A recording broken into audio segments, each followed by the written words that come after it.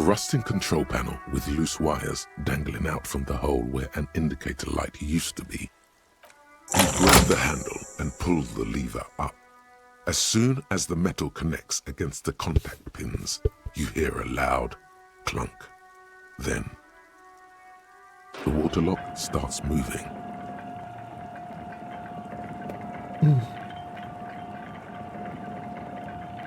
Así podemos ver que hay al otro lado, buscar cosas.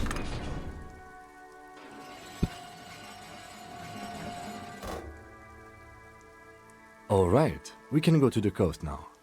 Expect rugged terrain and drunks.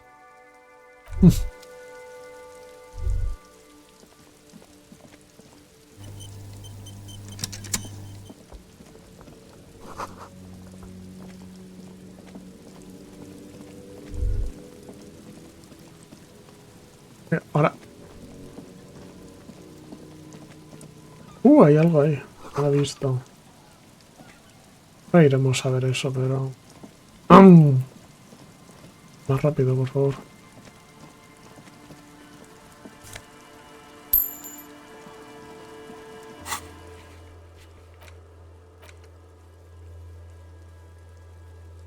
Mañana tenemos que...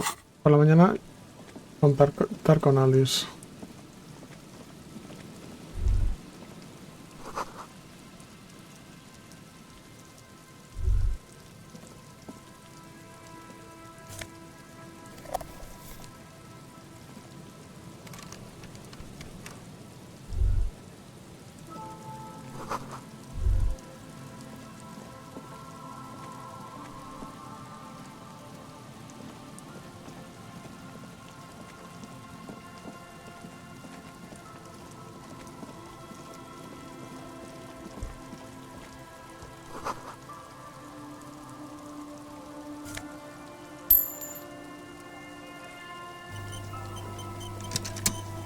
El pensamiento este de 5 abajo tierra.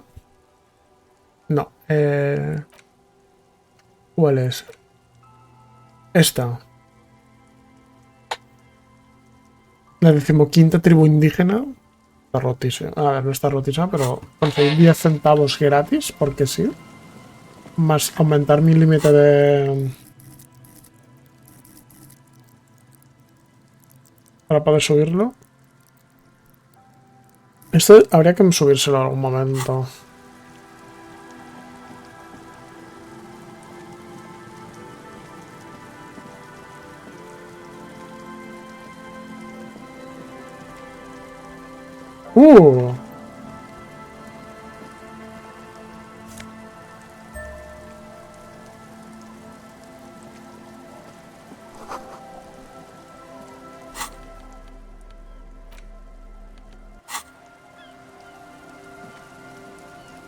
A banged-up motor carriage lies half submerged in the icy water, slowly sinking into the Insulindian Ocean. Only the cabin top, rear wheels, and the engine remain visible.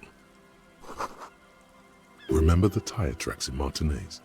This is where they were leading. It appears to be so. I agree. We should definitely investigate. You get a sudden, sinking feeling. Stomach acid comes up as you look at the motor carriage in the deep, dark, cold water. The motor carriage is properly stuck in the ice. Getting it out would require a team of specialists. A single day in the salty seawater would ruin most vehicles, but this one looks worn even in places the salt water hasn't touched it. The logo is too deep in the murky water. You can't make it out, but you do see a monkfish float by. The ice hasn't closed around the vehicle yet. My guess is it's been here since last Saturday or Sunday.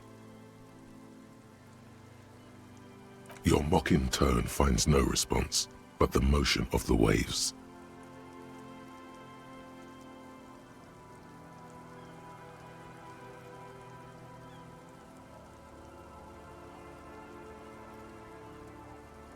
Yes.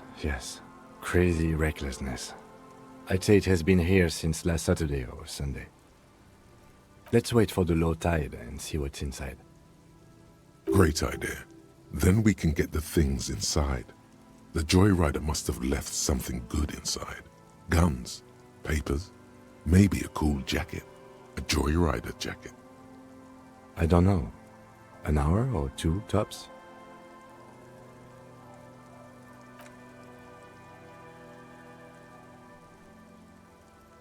As you sit down in the old, rusty playground, the world around you becomes very silent. The hinges creak under your weight, dangerously so. Nothing but the sound of seagulls high above in the sky, echoing like distant laughter. Ice cracks around the blue motor carriage in the sea. The tune on your lips forms a strange yet undeniably beautiful contrast with the surrounding bleakness. The lieutenant gives you a quick glance, then, still looking straight ahead, he joins you with a higher pitched and slightly more melodic trill. Two birds on a wire, whistling by the seaside, looking at the water and the sunken car. The clouds pass in the sky, and the shadow of the swing moves like the hour hand on a timepiece. Looks like this might take a while. Time to present a good topic for discussion.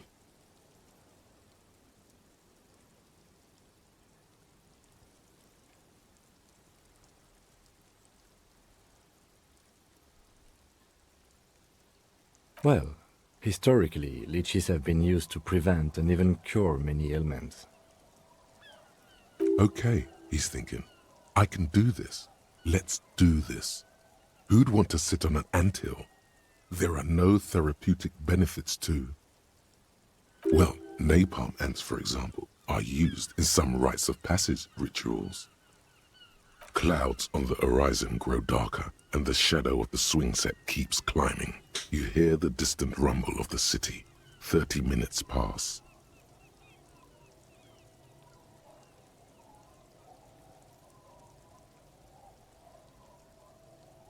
God, I hope so.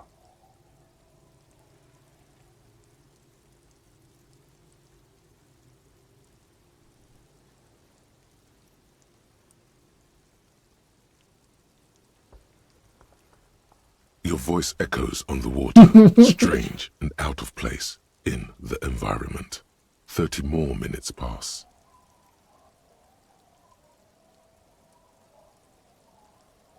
Yes, 41.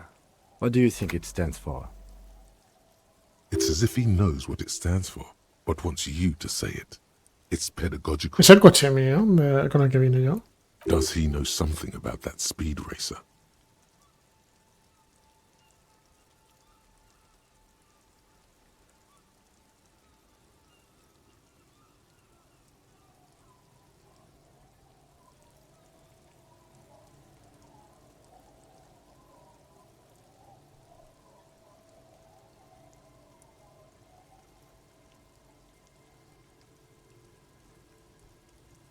I'm sorry, Harry. I'm so sorry. 41. Precinct 41. A massive pit opens up in your stomach, and the most terrible feeling comes over you. You feel like you're about to faint and fall off the swing. Your hands get clammy, and the air tastes sour to breathe. No. Just nope. Say no to this, Harry.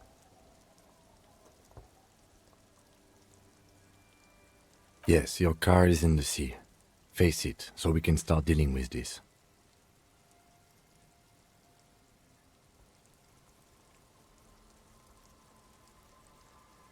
There were never any street racers. It was always you. You drove your car in the sea. I'm afraid so, yes. It looks like you started in front of the whirling, jumped over the canal, and then drove your vehicle in the sea right here.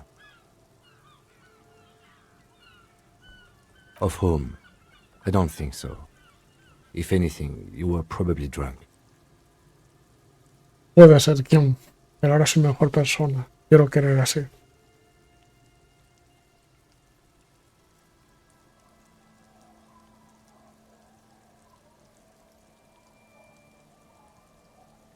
You can still whistle. Besides, the night is always darkest before the dawn.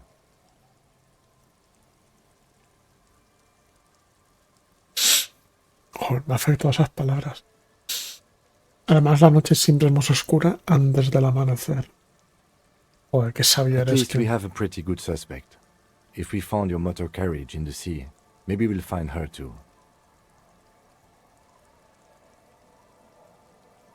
Detective, we don't. A rescue operation really isn't viable at this point. I'm afraid it will have to be there like that for many years. Look at it. Parts of it might be salvageable, but overall, this machine is a write-off. That is very unlikely. All the electrics are toast. That goes for the electromagnetic steering and brake systems as well. You'd be lucky to find one undamaged component in there.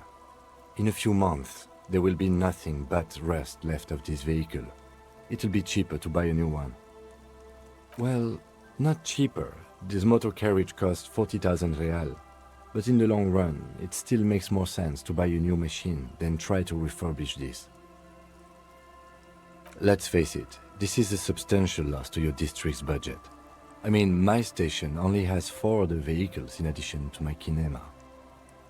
This was 20% of the station's vehicular budget. Well, it isn't. It's you. I'm very sorry. People are more valuable than machines.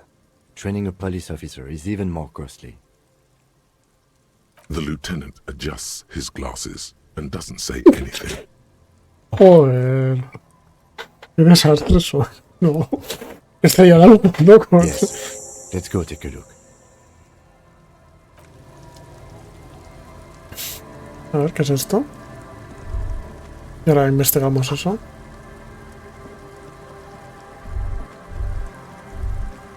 Hay cosas ahí.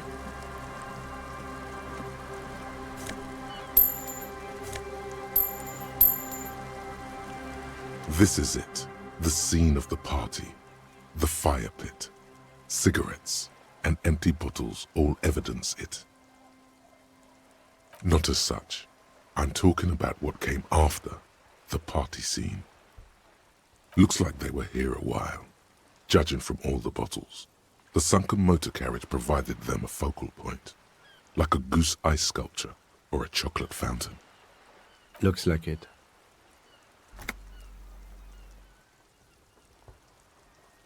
Hey, let's keep moving, detective.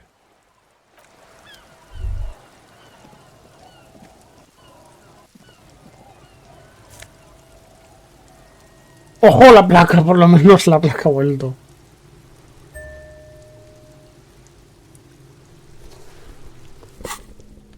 A ver, la ropa. Speed Vision más visión espacial.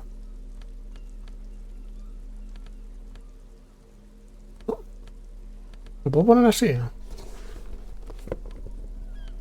Esto me da Speed Cost más visión espacial. Y ahora que tengo -1 por... -2, perdón, ahora solo tendré -1. Y de momento escalofrío no necesito.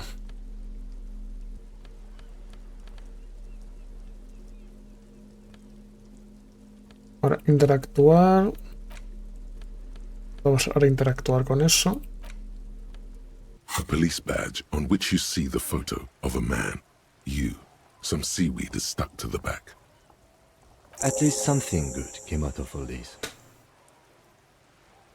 Bien, tenemos la Encased placa. between 2 durable plastic sheets is a bluish card with lines of Me information falta la and a pistola. watermark in the shape of the street grid of Revachol West. You see a photo, a name, a rank, a document number, the date of issue, and, in the lower right corner, your precinct. The man keeps winking at you with his green-grey eyes. The photo is old, no doubt about that. But the badge is new. You used an old photo for a new badge.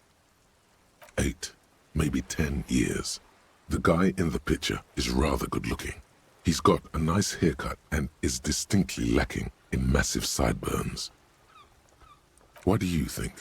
His face is already contorted by the expression, although it looks less grotesque on him than it does on you now.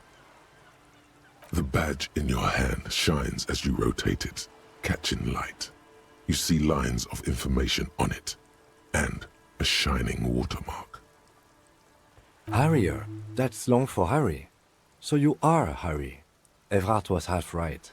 Probably not a lot of people know your full name. Whoever told him you're Harry Dubois didn't.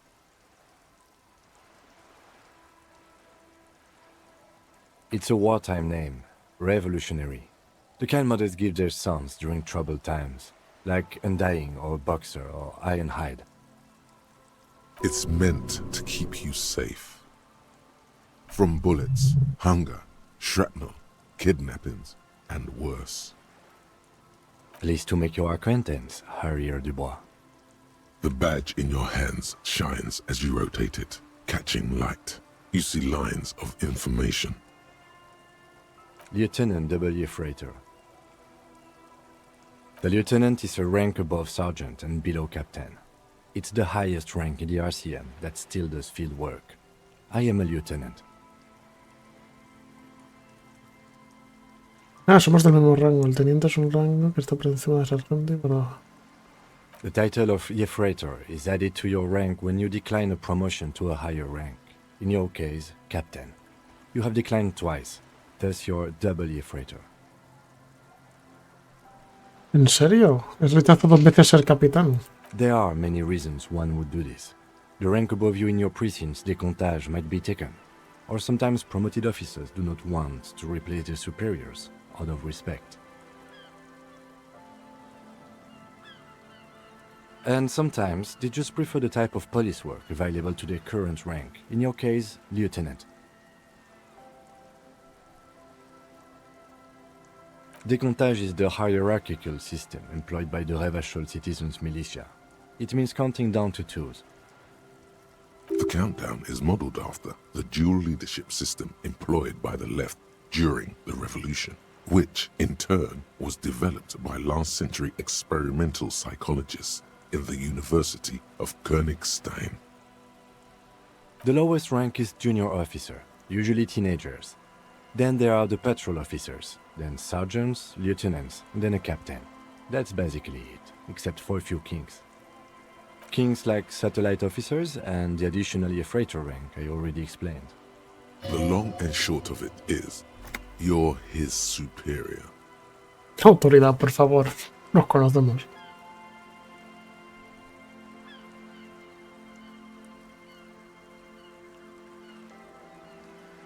You are given the title of satellite officer if your partner is quickly promoted through the ranks and you rise with him.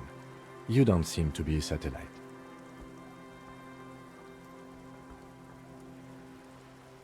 No, I've been putting up with you because despite an unconventional approach, you are doing good police work.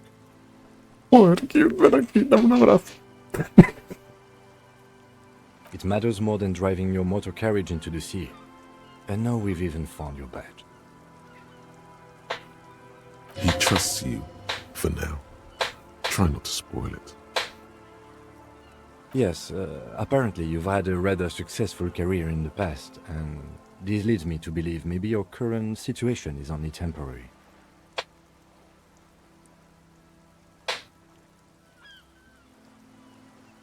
Good. Such a small yet precious thing. Expensive paper caught between thick plastic, like a fly in amber. It reads. That's just the serial number. Revachol, Jamrock, Precinct 41, with some numbers thrown in there for good measure. The numbers are not there for good measure. They have an administrative purpose, one that's unfortunately been erased from your memory. 4 months ago. I'm guessing that's when you were promoted to the rank of Lieutenant W. Freighter. A new badge usually comes with a new rank. You seem to have been doing well then. Entonces, ¿por qué empezó a The beber? pain in your chest tells you were working yourself to death to earn that rank. You're pretty sure you weren't doing well, but better? Probably yes. Yes, it's the designation of your precinct. 41, like mine says 57. The 57th is mostly industrial harbor. It's a tough station to work in. You have all of Jamrock to cover. That district should have 3 precincts, but money is what it is. But then again, it's a legendary district, and a hell of a station too. It must be an honor and a curse to work with people like Price, McCoy, Berdiaeva. Roberts, Feuerbach, Dimitri. Suddenly, names from your decomptage flash in your forebrain. He knew all those people, although they're not from his station. They must be big. The badge in your hand shines as you rotate it, catching. The worn map features the patchwork grid of the streets of Martinez, with directions to appropriately touristy locations. Year 48 resides on the upper right corner. Your finger moves through the various streets, across Rue de Saint-Ghislain and Rue Saint-Sipar, over Saint-Brun and Martinez North. Finally, coming to a halt on the spot where you are currently standing, although the map gives no such indication itself. For a more detailed view of the map, go to your journal and select... Vale.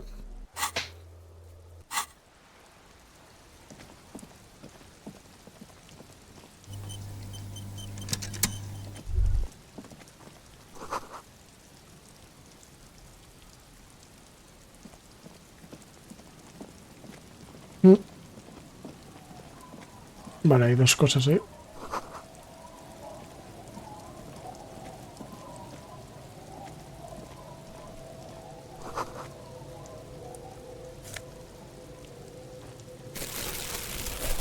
Vamos a ver a qué cae.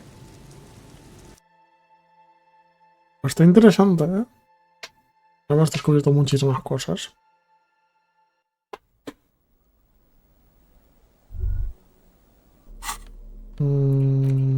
Herramientas.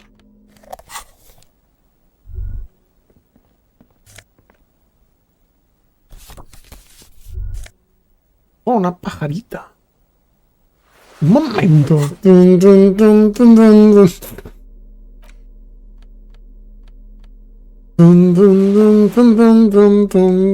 Ahora soy el doctor. Aunque mundo interior siempre viene bien. Aunque un poco de teatro.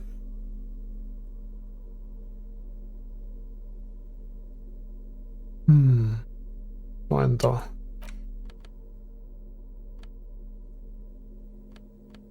Es que es más 2 de teatro. Y puedo hacerme un...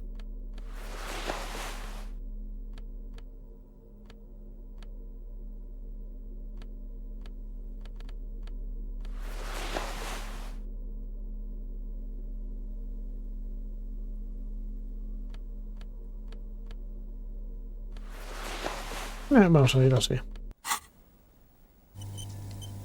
No sé.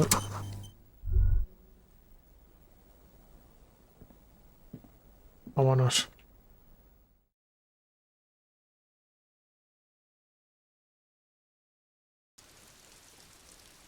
Ahora soy el doctor.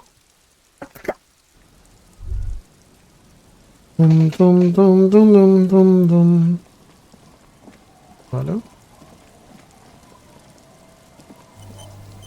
Gracias por el autoguardar.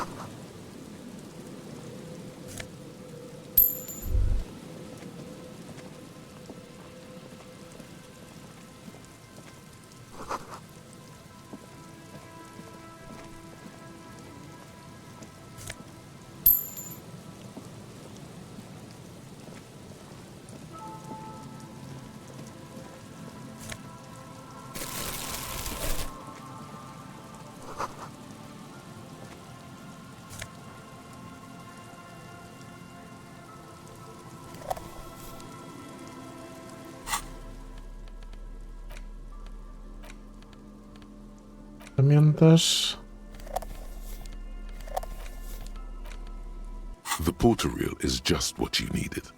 The reel's attached to the apparatus with a satisfying click. The tape is routed behind the magnetic reader. You press the large button marked Commencer, and the tape starts spinning. There's a small delay before the song starts playing. Then the organ starts playing a simple, melancholic tune echoing in the hallway, telling you about the tiniest church in Cessons, surrounded by even tinier yard. You almost feel the seaside mist on your skin. It's mega sad. Within seconds you know, this is the one, the real shit you've been looking for. The one you trust your room to that Clasia told you about. ¡Ojo! Ya tenemos cinta para cantar en el karaoke. Tururú. A click, then silence for a bit. Then the tape stops spinning.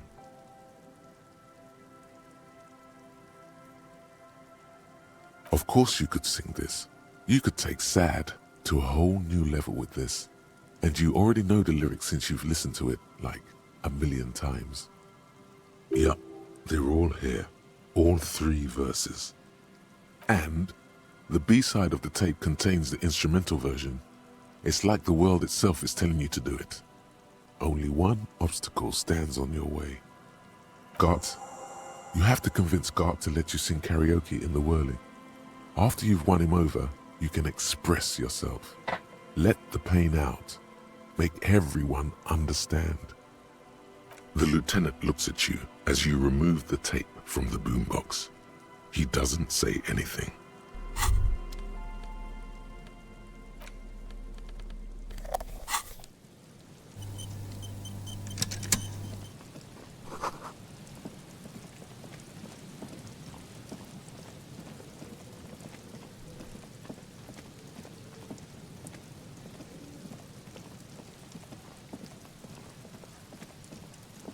No, eso está prohibido.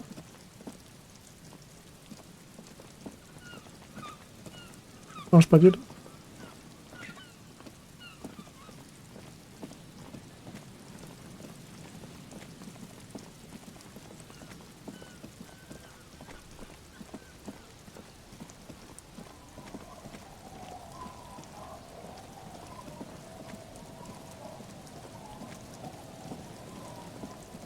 Uy, varias... Sí, hay cosas que hacer aquí.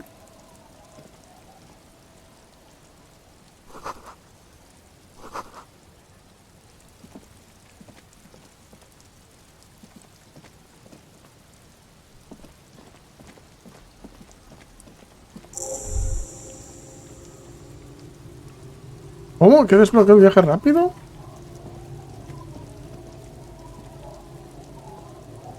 ¿Para qué no? Por favor.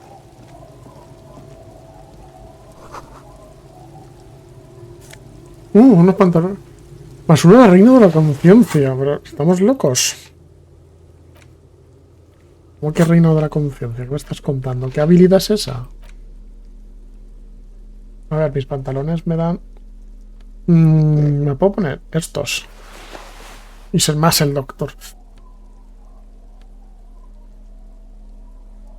Entonces, no estoy siendo tan...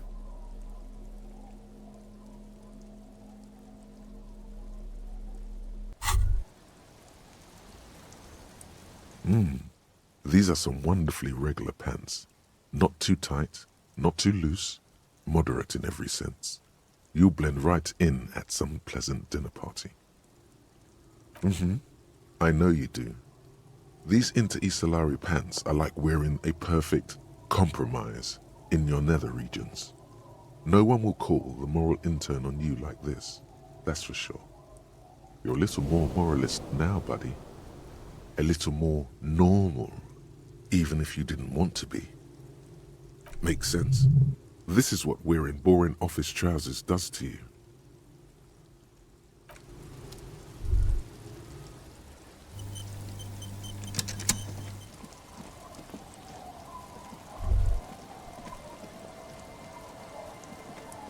The worn and beaten wooden planks of the bench do not look overly comforting.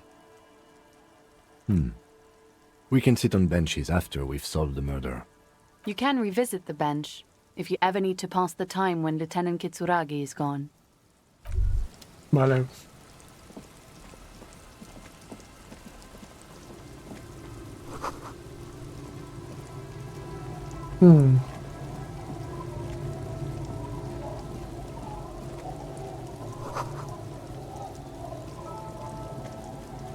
Podría haber venido por aquí. Vale.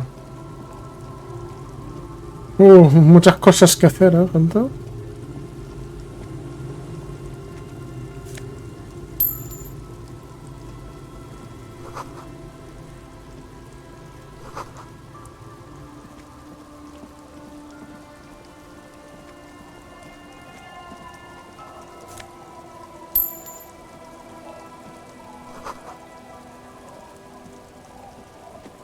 Es que a lo tonto.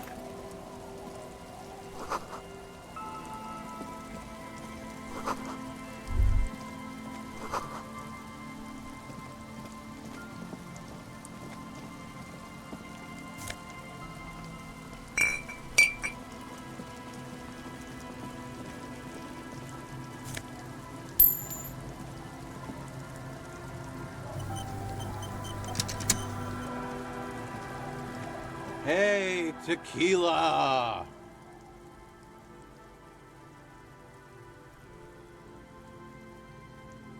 Good to see you. How's business? How's the whole reality situation treating you? So what's happening?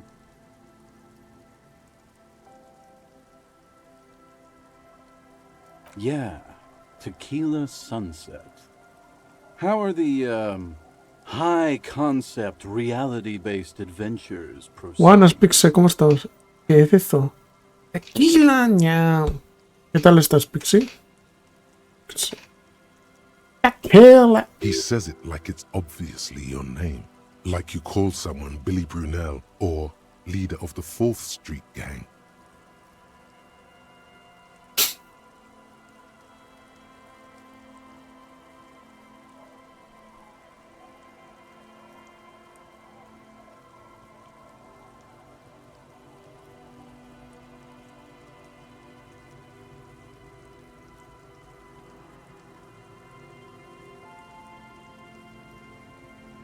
That's harsh. I'm like 3 or maybe 4 years into mine. Wait, no. Make it 5.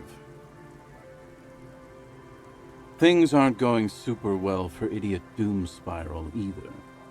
Haven't found those keys yet, haven't won that great piece of ass back. No word from my business buddies. Idiot Doom Spiral, huh? This is bound to be a good, high-concept conversation. At last. Can't really remember seeing any women after losing my keys. He really has no idea who this Ruby is, sire. Gracias, teatralidad. We are saving the world.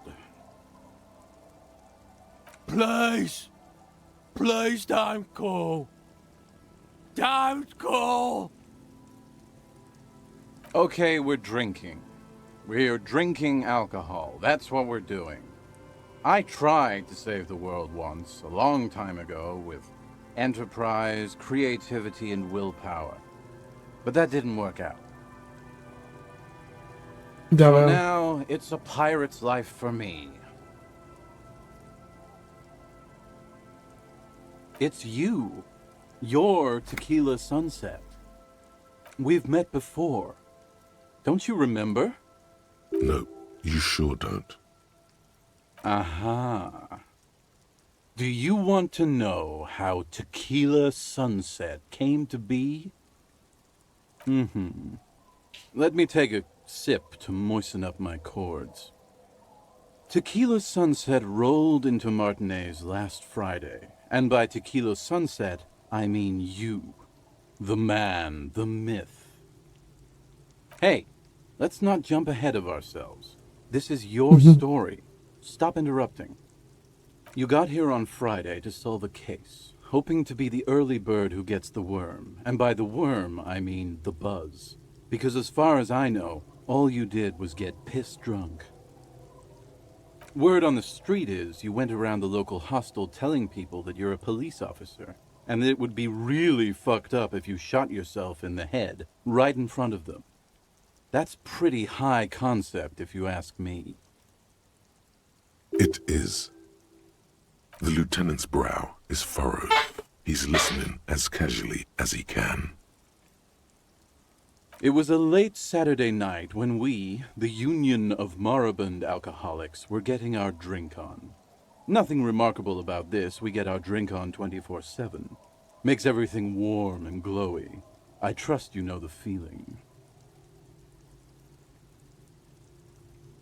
One moment we hear the sound of a motor carriage revving up somewhere on the plaza, followed by a series of dings and bangs. Do you remember the sound of wood cracking? The billboard? Naturally, loud noises pique the interest of anybody owning a pair of ears. That's just the reality we're in. Anyway, there was a brief silence, a gasp of silence, if you will, followed by a real commotion. We heard the carriage careening towards the coast at top speed.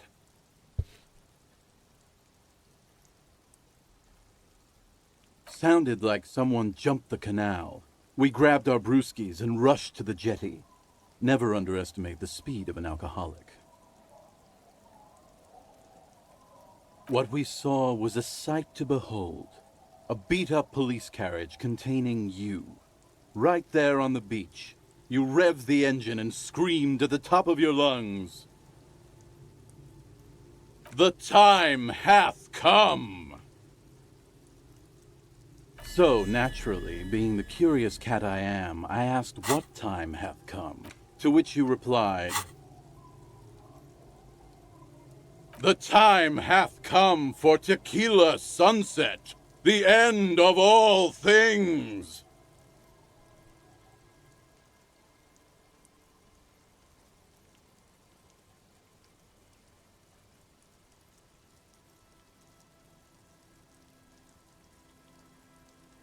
After which, your reality contracted. You jammed the pedal, plowed right off the jetty, and through the ice. Your hands cramp on the steering levers.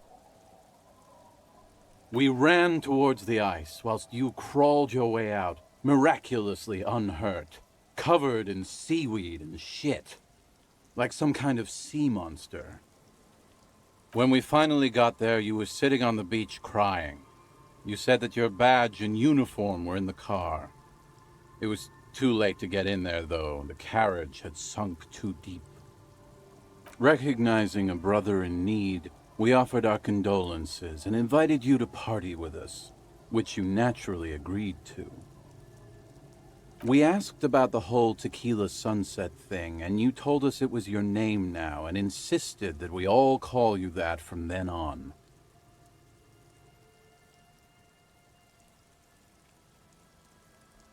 I'm not sure.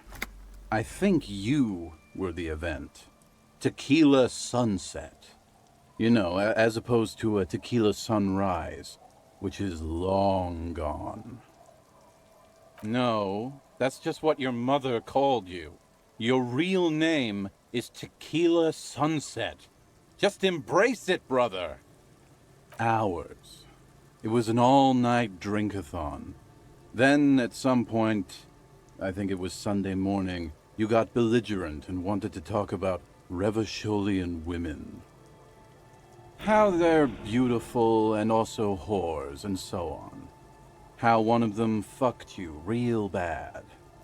After a short while, you crossed the event horizon, looked sullen, got up, and left without saying anything.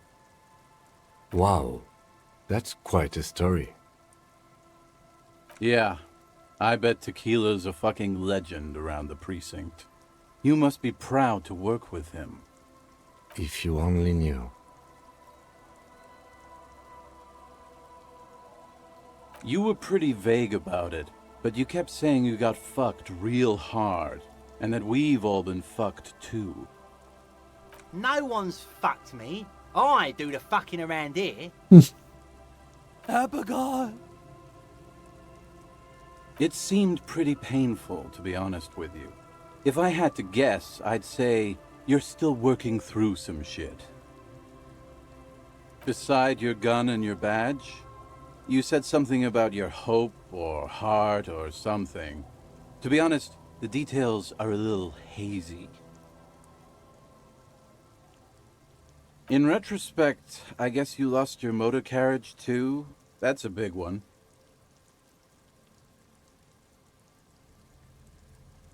You told us that they were a bunch of fucking losers whose main interest was cramping your style.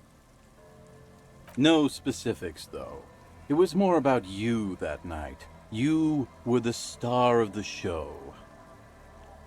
Yeah, you said it was no biggie and that you'd solve it in no time. And that you didn't need anyone to do it. You're doing it solo now.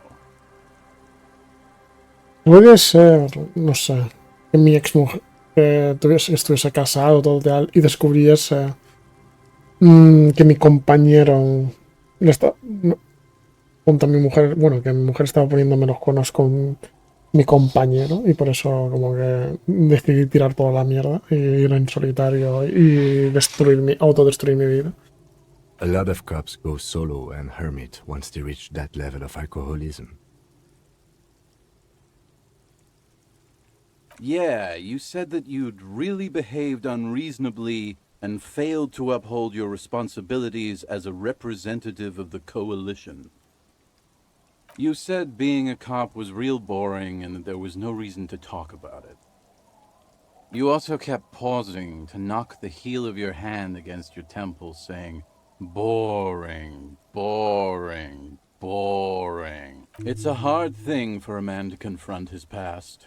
That's why I avoid mine at all costs. Whoop-de-doo. So now I'm a fucking storyteller. It depends, really. Are you willing to help? You might get scammed here.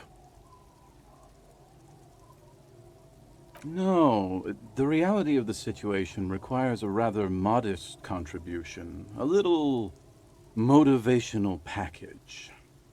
Booze. Did you already forget our party? The thing I relayed to you earlier. So, have you got anything for good old idiot Doom Spiral? A bottle for a story. Seems fair to me. Classy. Hey, Spiral Boy, you gonna share that? Don't call Abigail! Shut up, guys. I'm telling a story here. Something happened to you. Something happened to me, too. My actual name is George, but around here, you already know. I was once a reasonably high net worth individual. A founder/junior partner at a high concept creative services agency. I used the profits from my agency to finance what I called a cultural incubator. Abstract value generation, value per person, high concept stuff. I developed the paradigm, worked within the paradigm, but the burden of leadership weighed heavily on me. So I went jogging every so often to keep myself sane. It did. With my trusty Sansarique tracksuit, I felt like I could conquer the world. But now dreams are worn thin, much like my tracksuit. One day I left on my evening run. As you may know, it's impossible to clear your head when you're distracted by the sound of keys jangling in your pockets. His eyes are clouded, his dilated blood vessels encircling his irises like stinging brambles. His eyes are your eyes. So I removed the key ring and put the keys for the front gate and the apartment into different pockets to stop the jangling, you see? At least, that was the plan. I was halfway done with my usual lap when it started to rain. The reality situation became very wet, very quickly. Wet, okay? It was raining really hard. I made my way back home and discovered that I didn't have the key to the front gate. I'd mixed it up with the key to the letterbox, which was useless. Naturally, the situation required me to climb over the gate, which I did. There was no climbing down because I slipped and landed on my ass. Ouch, indeed. Reality was looking rather grim just then. Me lying on my ass in a mud pit in the middle of a heavy shower. But when life knocked me down, I always got up. So I made my way across the yard. Standing in front of my apartment door, fumbling with my pockets, I realized that I'd also forgotten my apartment key. I wish I were, Tequila. I wish I were. Instead of my apartment key, I'd taken the key to the office. I rang my neighbors' buzzers. It was late, and most of them didn't even answer. Those who did assumed I was trying to sell them something and hung up before I could even explain the situation. People are naturally wary of ad men, you see. One moment someone chats you up, 5 minutes later you've bought a box of edible lingerie and a strap-on. I don't begrudge them, especially since I was known to be one of the best. Just then, I experienced a moment of clarity. I still had the key to my office. I could wait out the storm there. But when I reached my office, I remembered that I'd asked one of my producers to change the locks that day. And since I hired only the best, he'd already done it, and I couldn't get in. Anyway, long story short, life spiraled out of control. I haven't gotten into my apartment for years, and my girlfriend left me because she didn't want to date a Joder, qué homeless tristeza de man. vida. The company, well, you see where I'm going with this. So, now you've heard my tragic tale. What do you think? Like nothing you've ever heard, huh?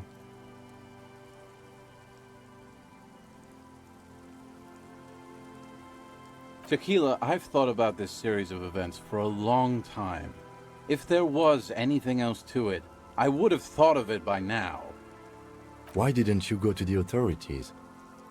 Well, at one point they came to me, but, you know, I didn't have any ID on me, so they tossed me in jail for 2 days. I can't say it increased my faith in the RCM. No offense, gentlemen.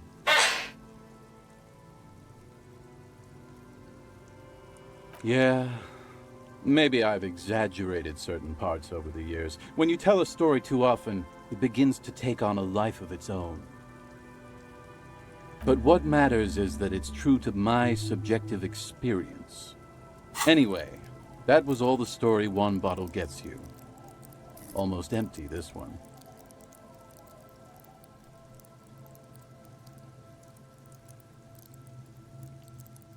No sé qué subirme. Bueno, de momento no voy a subirme nada. Acá cuando... Truly, he has the soul of an artist. Good fucking question, Tequila. If I knew the answer, you think I'd be hanging out on a beach in this formerly premium but now extremely dirty two-piece Lycra tracksuit? I used to own my reality situation. My business buddies and I had our own creative services agency. I had a nice apartment, an even nicer piece of ass. But somehow it all got away from me. Now I can't hang on to anything. Just last week I stole this nice new jacket, but then I lost it too. The only things I haven't lost are these two drunks. A lost jacket? Sounds like a mystery you could look into. My agency, man. The Boom Boom Room. Our concept was combining high art with the lowest forms of marketing. The color red, breasts, and oil painting. I convinced my partners to reinvest some of our profits in an even more high-concept cultural incubator called Thin Air. The artists were happy, the clients were happy. I was financing a group of poets in East Revachol who were developing a new universal poetic language. But then it all went to shit. If it sounds like it makes no sense, that's because it doesn't.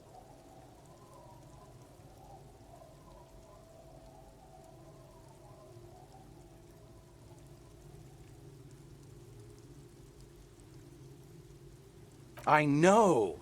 It was fucking awesome! Too bad I went on a jog, unleashing a cascade of doom that washed it all away. What? You've never seen 100% Lycra before?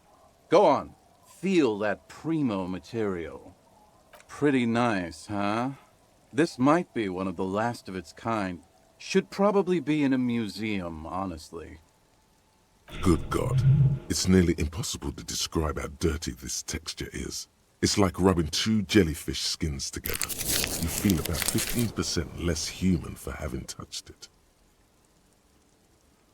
Randomized trials have also found Lycra, TM, to be associated with a number of exotic, highly malignant cancers, so you also have that to look forward to. And then there's the smell, but you don't even want to think about that. Wow, you're lucky. He never lets me feel it. That's because your paws are fucking filthy, Rosie. We're right next to the bay. You could wash them any time. My fellow members of the Union of Moribund Alcoholics? They're exactly what they look like. Hey, tequila! You want to buy some speed? Shut the fuck up, Rosemary. He's a cop, remember? I thought he was a cool cop. Don't call Abigail. And this is Abs. So yeah, that's basically us. We drink together. Tequila, it's a verifiable tragedy. It was practically brand new. Sure, it didn't really go with my Lycra threads, but it did itch a lot less. Say, you're a detective, right? Maybe you can help old Doom Spiral out. Solve the case of the missing jacket. What do you say, Tequila? If I knew where I lost it, don't you think I'd have it? I mean, maybe I was up by the boardwalk, or walking along the beach, or checking out the abandoned fish market. Somewhere north of here, that's for sure. I'm all ears, Tequila. You too, As you turn, a bright light catches your eye, making you squint. So cool. From a distant sunset, a stage light, flash photography, nowhere in particular. It's just what superstar law officers do. They squint at lights, and they solve shit.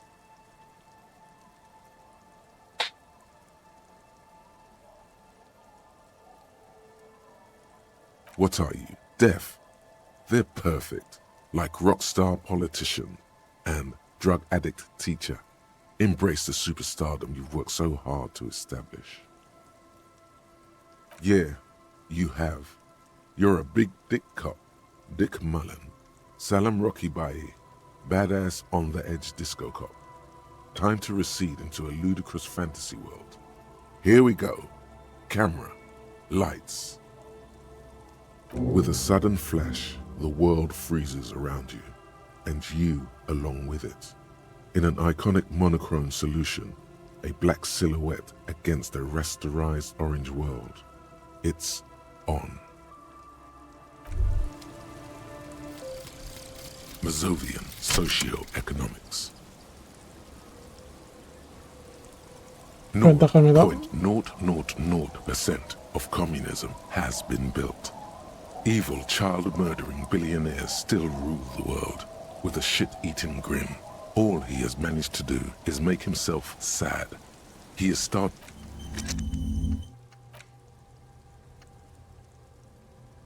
Joder, me da -1 en todo.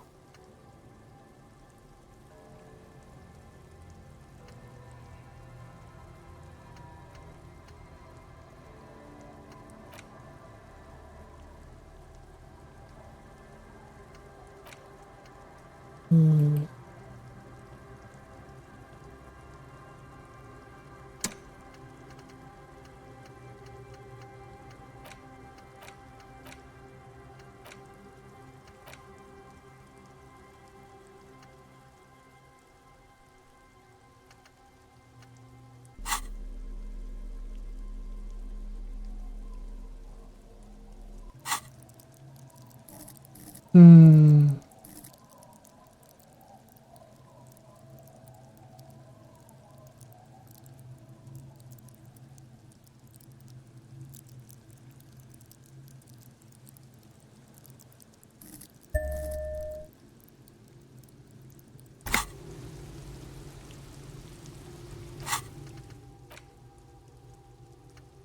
Perdido uno de autoridad.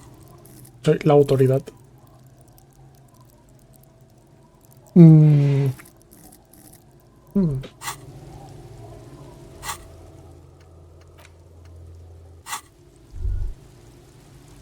A ver qué me dice. The noxious odor emanating from the drunken man is strong and familiar. Don't you call her? Yeah! Don't call Abigail!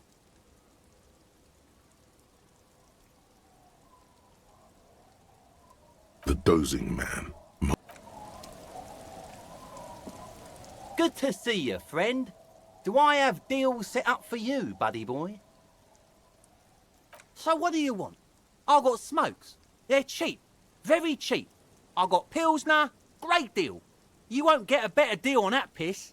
Spirits I can let go for 300 real. I also have speed. And by speed, I mean amphetamine. In the civilized world...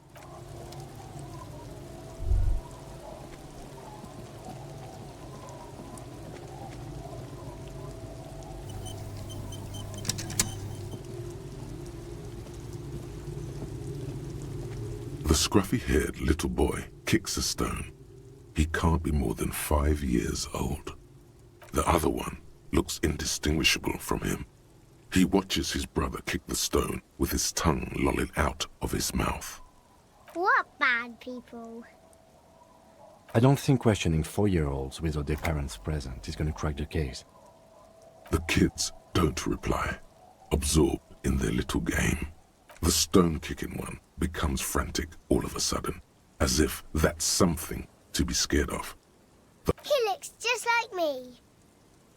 The boy doesn't answer. His brother throws another rock. Both of their hair is covered in some kind of dirt. The rock kicker was just being shy, but now he's enthusiastic again. You're bad with kids.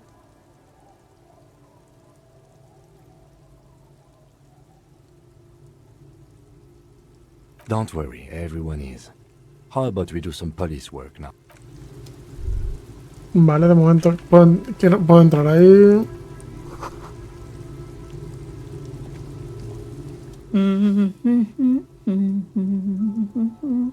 You're not sure about the melody, but it might be South Samaran, possibly Sigayan. Also, Welcome to the fishing village. Please lean in closer. I have cataracts. then how does she know you're here? I still have a golden ear. Come, come. Oh, welcome, police officer. We don't cause any trouble around here. And we don't want any trouble either. We are not here to cause any trouble, madame.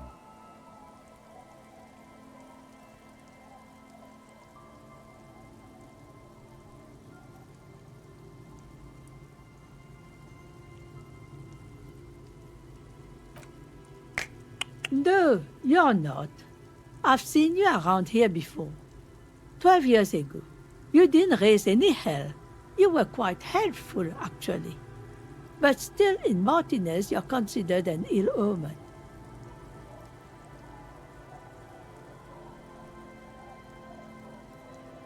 No, not you personally. I meant the RCM. Some of the men got into a fight. One of them killed another. Locked himself in that woodshed over there. He was brooding, needed some help opening the door. You got it open for him and took him to think about what he'd done in a more secluded place, somewhere more quiet. She says it as if he was on some kind of spiritual retreat. Oh, the usual. Dark tidings. Black hound. Maybe they are afraid. because you're an ill omen. But you're still welcome here, as long as men with guns aren't chasing you. And maybe even then, because that's the kind of fishing village we've built. I'm sorry there's not a lot of room to park the motor carriage, and not a lot of houses, or a lot of people. My kids are long gone, searching for treasure. So are others. Ah, look at me ramble on. What brings you to us? Nay, I haven't seen anyone lately. Because she's blind, which you seem to have forgotten.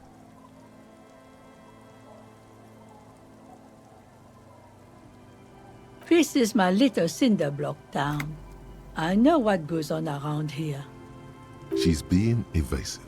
She knows something. There was a murder in Martinez. She might be a suspect. We would appreciate your help. Would you now? I know how this world works, and it doesn't work when people tell on each other.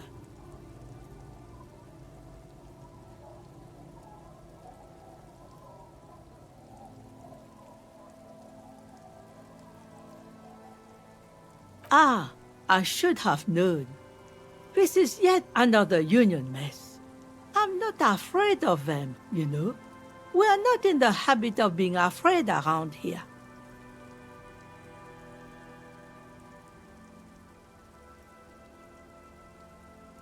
I'm not going anywhere. Perhaps there's something else the village can do for you, huh? Though we don't have much here. Just garbage and a skiff or two. What do you want with a lost jacket? That's an excellent question, ma'am.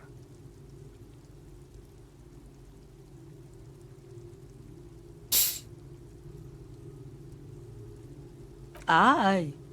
Laundry fetchers are some of the most honorable people I know. Are you getting a reward for it at least? What? You're fetching someone's missing laundry free of charge? In fact, he does. None of my business, either way. How you spend your hours is up to you. Anyhow, you might ask Lillian if she's seen anything lately. That girl's got a way of attracting lost and broken things. Stay? Most people here are trying to leave. That said, if lodgings is what you're looking for, I've got a free room in the shack.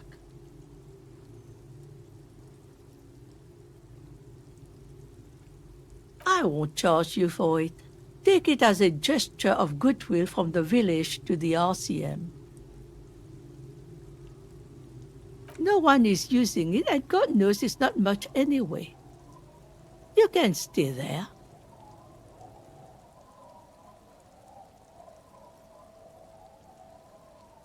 Don't make an old woman regret opening her house to the police. Well, if you are not in the hostel in the morning, I'll know where to find you. Here, in a shack.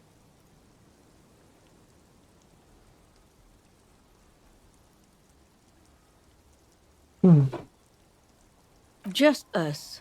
It's barely a village anymore. This is pretty much a non-place. A gap.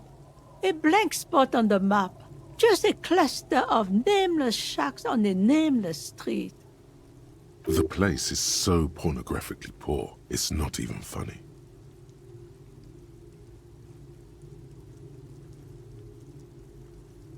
She nods. Vale, hay varias cosas. Hay dos puertas. Oh, quiero hablar.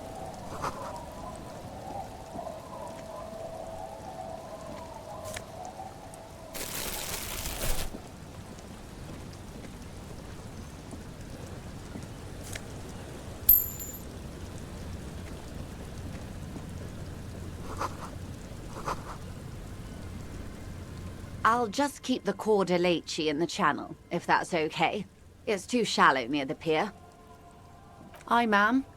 And it's a jetty, by the way. Of course. Jetty. I prefer a good jetty to a pier any day. Jetty? Something about the way she says it makes you want to sing. Hello, detectives. It's good to see you here. I only just arrived myself. What brings you here, madame? Nothing, really. I've had my eye on this jetty for weeks now, so I decided to investigate it personally. This cluster of buildings isn't on any of the official maps, as far as I can tell. That. And she's also keeping an eye on you. Spying has such a negative connotation. I did track your progress along the coast, however, and decided I would be better able to assist you from here. Then there's the matter of that little scamp in old lady clothes. She threatened to paint the cordelate she read. How do I like it? Water drips down eaves of Eternite. The jetty below her feet creaks to the tune. The smell of salt and dog shit in the background. It's pornographically poor. The street has no name, all the men are dead or missing. And is that the carcass of a motor carriage over there? I'm surprised that woman hasn't put me to the sword yet. Maybe. Dark eyes survey the coast leading up to Martinez. Dull grey metal rests in her scabbard. A sword. The wind is too loud for her to hear. Fortunately for you, madame, the RCM is on the scene. All right. Politics time. Let's react.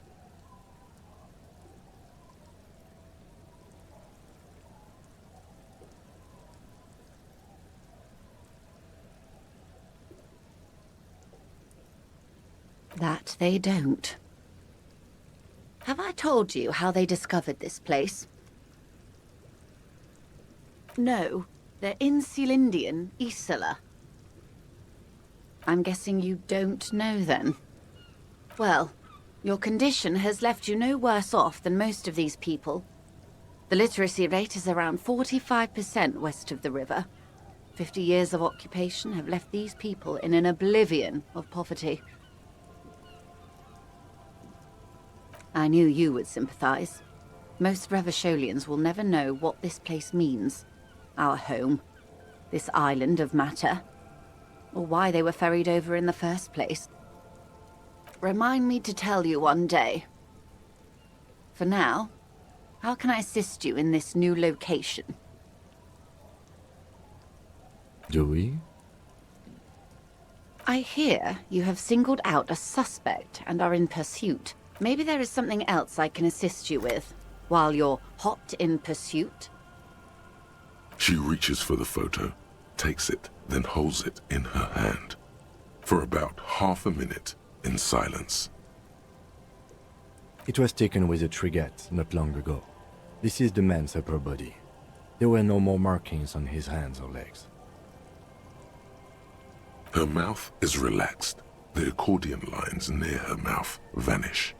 The pearls of her eyes move slowly on the photo's surface. Sorry. I was trying to see if I can read the web of interdependencies between these points. The stars. I can't. But that's how you read this story. The points themselves don't have letters, numbers, anything. Their size, location on the body, and distance from each other tells you what they represent. Close. Port cities. This is an Oronese map of the waterways, a sailor's tattoo worn by wayfarers of the Dolorian century. Over 300 years ago, the sailors would mark their bodies to map their travels. The sailor's soul would use it to fly back home if they should die abroad. This is a sort of contraption to be reeled back in by. The silver cord, they would call it. Quite a few. Vredefort, the Oronese capital, traditionally stands on the right shoulder. He started somewhere near here, I think. What next? Then he made his way to the Pretto Grande. through what I think must be the Stutz Canal, an artificial channel through the Occident. From the Preto, he sailed to the Insulindic Ocean, first the Semines Islands, then this. Revachol. Those are the two constants. Vredefort on the shoulder, and Revachol in the heart. They started the tradition of these maps right after the discovery of Insulinde, at the dawn of the Inter-Islary Age. The old world passing by, and the new world already here. You said you can't read it. I can't. This man was no sailor. And these are no ports. I can understand geographic fragments, but not their meaning. Vredefort? Vredefort has a military academy. The Semines Islands saw a recent conflict. In Revachol, he was executed. That makes sense to me. We have no more use for a map of the waterways, just like we don't need sailors the way we used to. This is what the custom would morph into on the Occident. Mercenary tattoos. For all the boys looking for adventure, a blood... His platoon members? The other contractors. Though I do not suggest you go and show them that picture. This man was their friend and comrade. Do what you have to do, Detective. I don't think deciphering that tattoo should come before public security.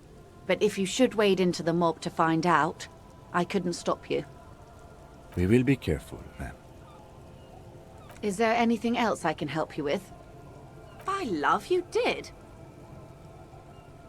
Fast, observantly, like an electronic printer. She is memorizing your badge number.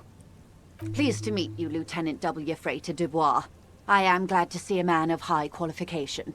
The situation is precarious. What can I help you with, Lieutenant Frater? Wow, you work hard.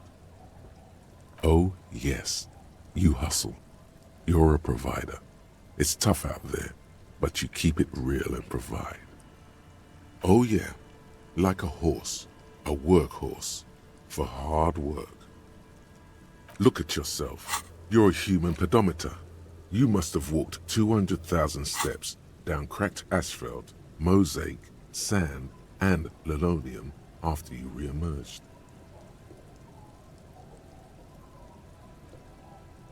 That is the sign of a hustler who never gives up. The world is harsh and people are evil. You didn't make it that way. And that's just what it's like. Life and death. But you got gills on your side, baby.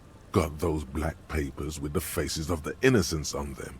You bring in the Franco-Negros and the Solars. It ain't easy, but you do it. Day in and day out. You didn't make the rules, but you won't lose. You're a cop, and a sprinter, and a money printer.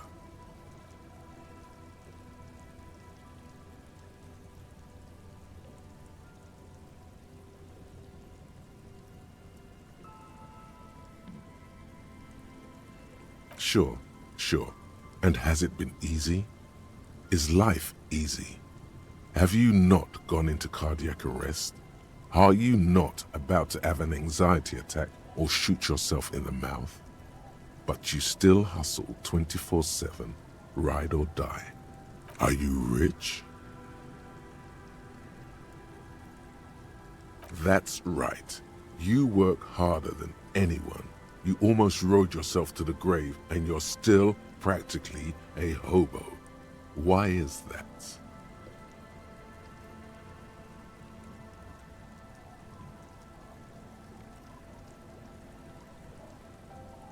Boo-hoo. The system is broken. The establishment is keeping me down. That's because of the taxes. G-Man's got his jam-covered sticky fingers in your pocket, stealing from you every time you buy, sell, walk, talk, fart, so much as sneeze.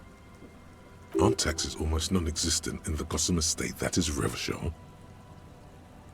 You and I both, but they got those indirect modes of taxation.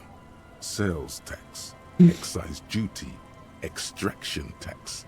This tax that doesn't even have a name. Plus, there's the stuff people in other countries pay for that makes them ask for more money from you here. The Gossamer State's a myth. In total, the coalition government is taking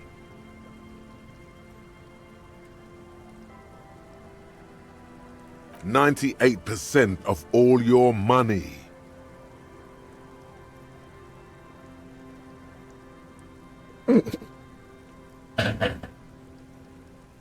Here you go, hustler. Fight the righteous fight. Free the people. Keep it real. Keep it street. Keep foaming at the mouth furiously on the tax issue.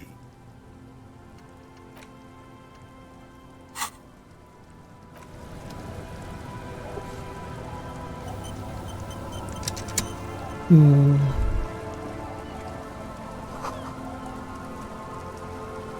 ver.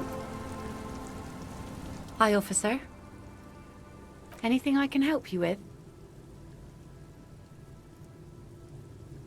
A fishing village on the seashore. This place doesn't really have a name. It's sometimes called Elysium. The sign on the street leading here is illegible. The name is Lillian. People call me Netpicker. I think I have time for questions, and that was actually the second one. Indeed, you're always confused as to your whereabouts.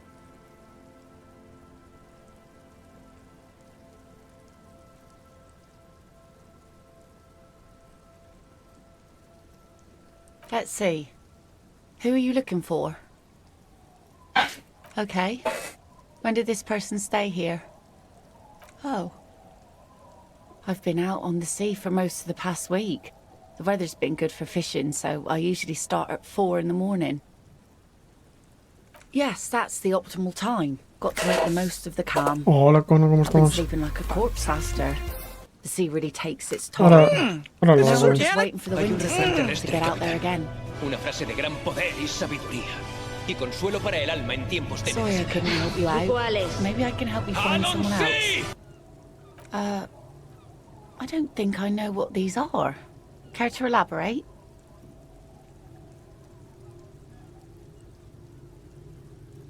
Aha! Like snowmen.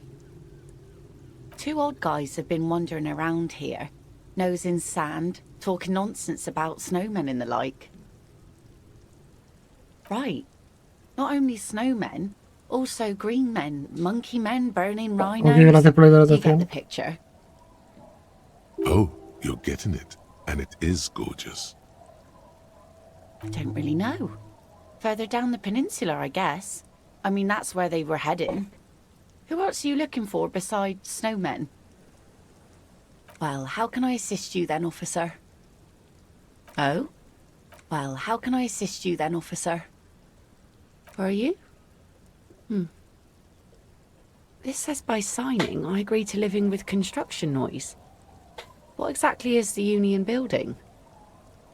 What a nice idea. Wouldn't have thought that. She sounds incredulous about the niceness of the idea.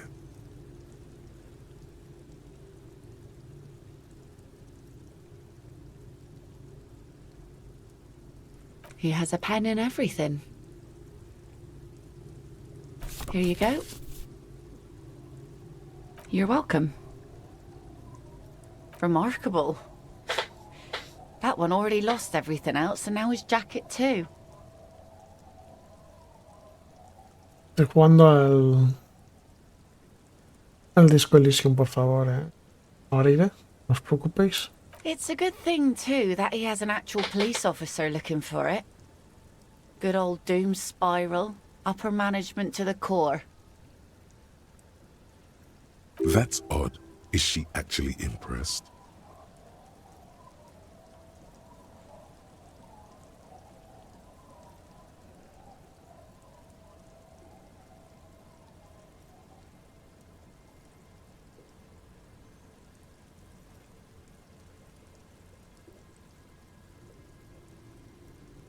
How sweet of you. It really is. I check around the abandoned fish market on the boardwalk. Drunks are inexplicably drawn to markets. Might be why they have such trouble staying in business. a phenomenon that the spectral hand theory of the market fails to account for. If one of them lost something, that's as good a place to start looking as any. Like I said, fish mostly. Sail the waves, take care of the kids, pick nets. Right now I'm tarring a little skiff. I sell the fish to people in the Delta to serve at their fancy restaurants. Authentic insular Indian cuisine. Sometimes I also walk to the beach to see what the sea has given up. The sea is full of surprises. Keep it professional, man. Don't make it sound like you're hitting on her. Wood, pieces of glass. Every once in a while we see dead bodies. Human, animal, fish, other odd sea creatures. A mine washed ashore once. Bottled drugs also. Lost cargo in general. Most of the time it's just wood and glass. All right. Major choice moment. You only get to ask one thing. It would be weird to say them all. Choose wisely. Well, you're barking under the wrong tree then, officer. I have no interest in floaters. Seen enough of them in my life already. Very unattractive bunch. Remarkable. It's a good... That's odd. Is she actually in? How sweet of you. A phenomenon. If one of them lost something, that's as good a place. Unfortunately, the factory sold this one with a 3-year warranty instead of a story. It's to intimidate folks, mostly.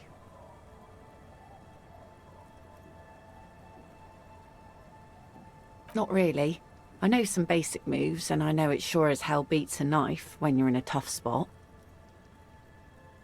But not when you're in a tight spot. Guns are expensive and fragile, I think. Besides, I got kids. Can't have guns around them, and sometimes a sharp blade is enough to keep folks at bay.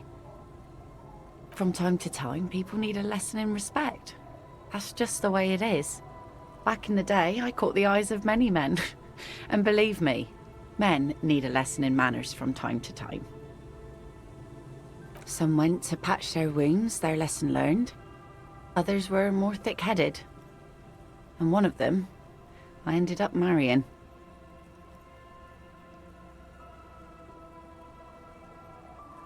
Gone. To the waves. The sea took him. It was a long time ago. He didn't respect the sea. Went out there, drunk like a skunk, and sure enough, one day the boat was found floating empty. The bloated corpse turned up 2 weeks later. Now, before you tell me how sorry you are for my loss, know that it was 4 years ago, and I've moved on. There's only so much mourning you can do for a drunk with sinewy muscles. Us working folk don't have the luxury to be bedsick with melancholy. I buried him, mourned for an appropriate amount of time, and went on. Life didn't really change that much for me and the kids. This is neither a touchy nor a very interesting topic for her. She looks like she's ready to go on a date with another, better, drunk. Ask her. Both of you could need some action.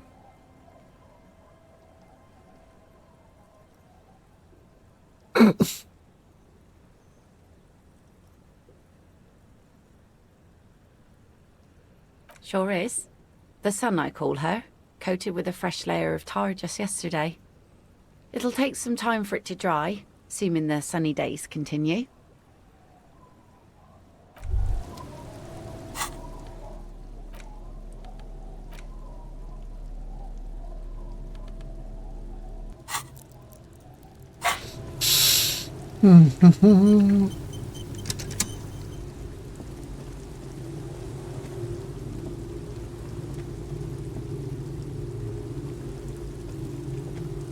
Aparece en la casa, ¿no?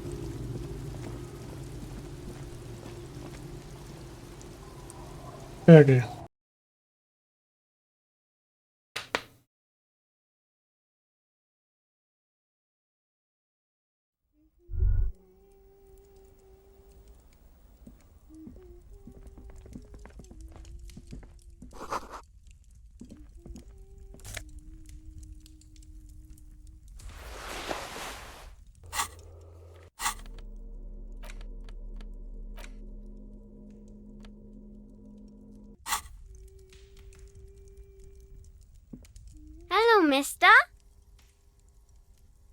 clutches a small stuffed animal.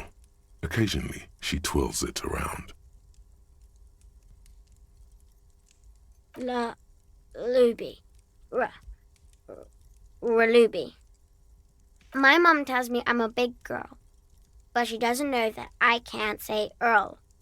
Or sometimes I can, but then Uller. Kids.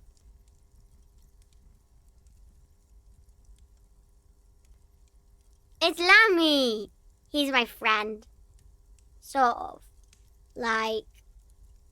Lambie is a stuffed lamb that, admittedly, has seen better days. One of the eye buttons is missing, and the fur is tattered in several parts. Lammy usually doesn't like strangers, but you're also fuzzy, like Lammy. Yes, I am. Little Lily. That's nice. My mum is great. She's never angry or anything. Yes. They don't want to play with me. They're older and play outside. They look the same. Sometimes I can't tell them. They look identical. It's a grouse. You might be able to get on Gart's good side if you replace the broken skewer you almost certainly broke.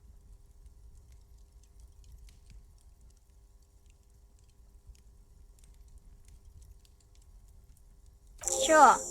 I mean, you already took it. I don't like it anyway. It looks angry. Bye!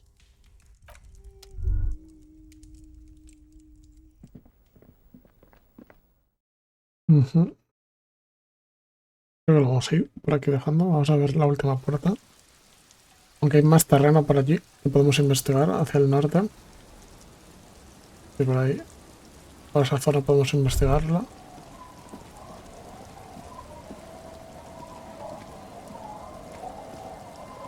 The door has seen better days. The layer of paint has started to peel off due to the salt and wind from the sea. I'll wait outside to give you some time and privacy to check out your new living arrangement and look for any signs of Ruby. But just so you know, after we are done with the day, I'll still be staying in the whirling in rags for the night. The key turns with a sat.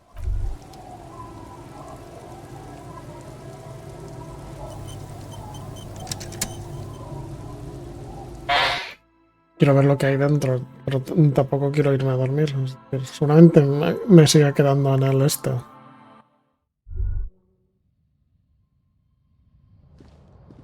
Cosas.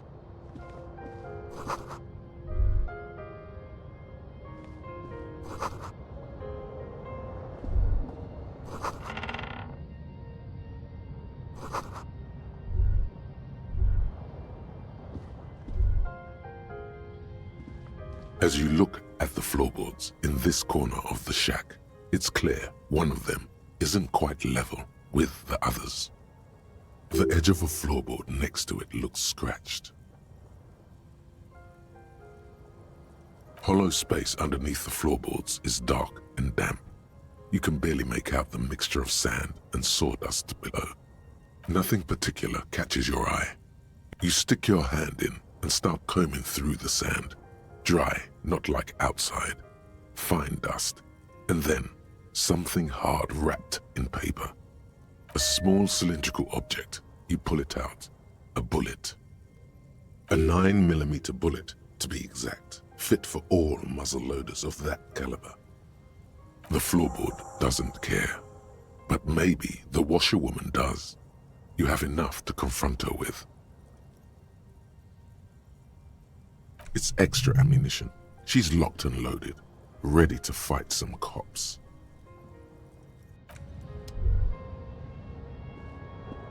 On the table, you see a bowl of water, a rough soap, and next to it, a small hand mirror. A straight razor soaks inside the wash basin. Scrubbing all the necrotic tissue off your hands takes a while. The fingernails are especially hard. Death has made its way into every nook and cranny. Should have used gloves. Detectives use gloves when they go rummaging around in someone's dead brain. But man persists, and finally your bruised hands look clean and presentable. Sort of. The water reflects back a vague image of your face. Nose bulbous and red, hair unkempt, wrinkles lining the eyes and forehead. The stash is gigantic.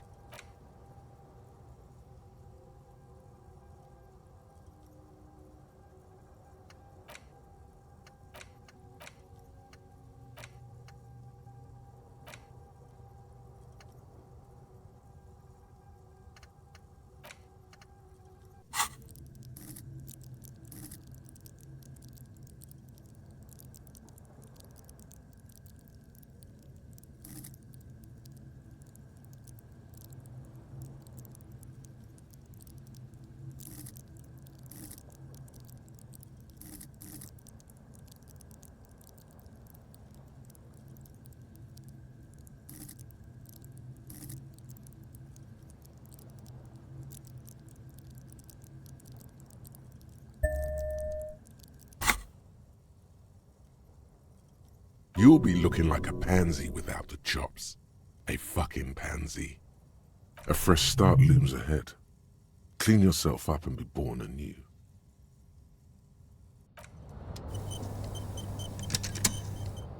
On the table, you see a bowl of water, a rough soap, and next to it, a small hand mirror.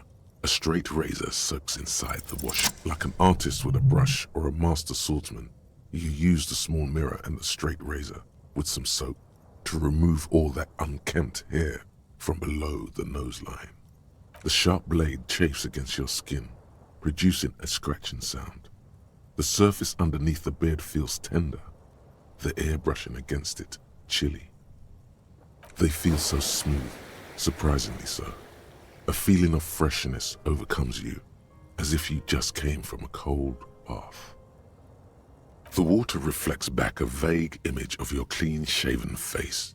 Despite the bulbous nose, unkempt hair, and persistent swelling, you look a little younger, maybe.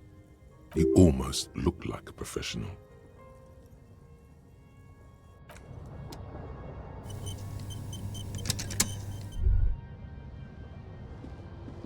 An old mirror hangs on the wall. You see your reflection in it. The expression fixed to your clean-shaven face. You're still not accustomed to it.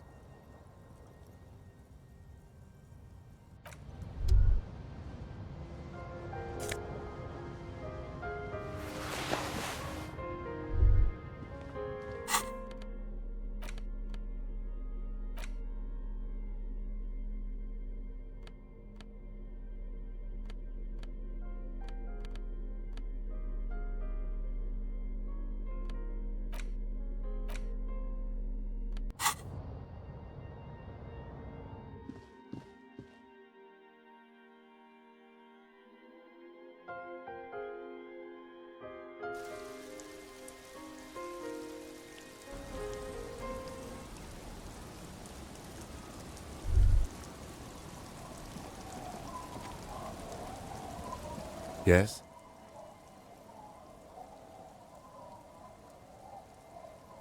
Yes. I don't know what to say. Perhaps, I'm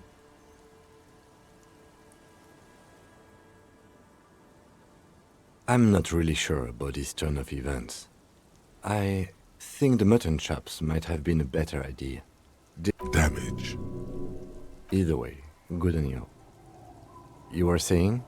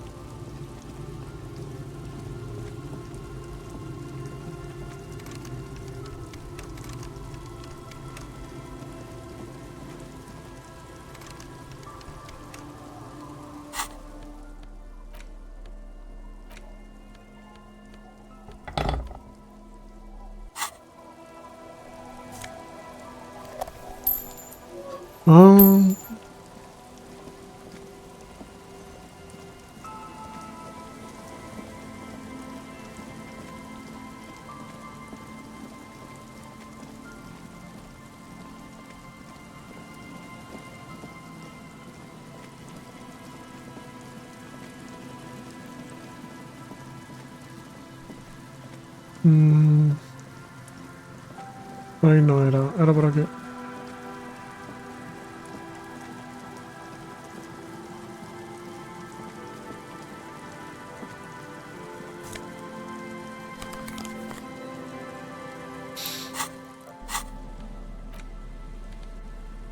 +1 de empatía, -1 de lógica.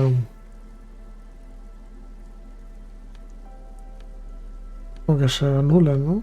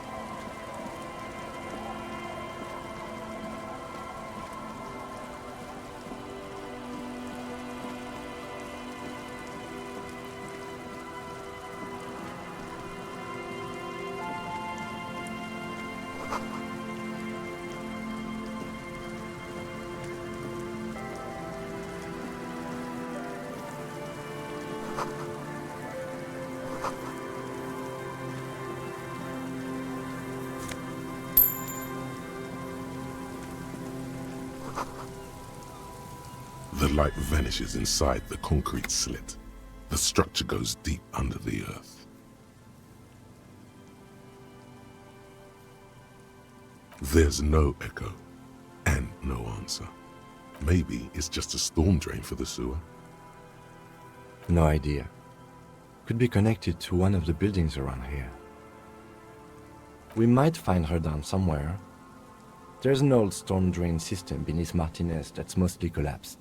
Revachol's sewage system has been built and rebuilt 4 or 5 times now.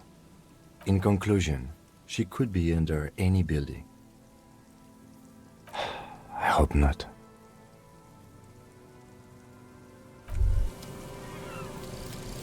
Date of birth generator. You were born in the year 07. In the last year of the commune of Revachol, right before it fell in the old military hospital.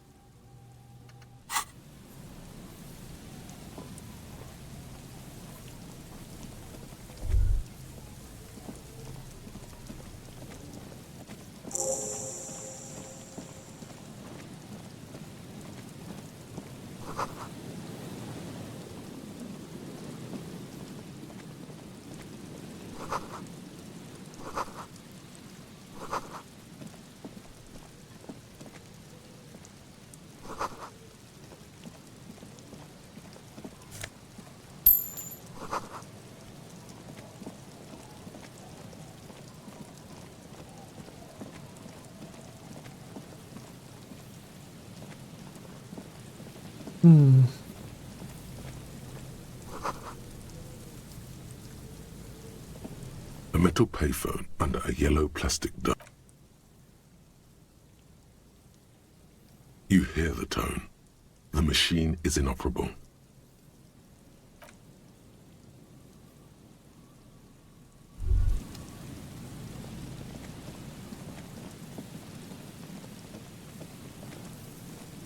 Someone has left an unidentifiable article of clothing on this railing. It smells really bad. It's streaked with dried seagull shit and tangled with pieces of seaweed. A dangling arm. It seems likely that it was left in the surf until... Please tell me you're not taking that with you. I'm sure he'll be thrilled to have it returned.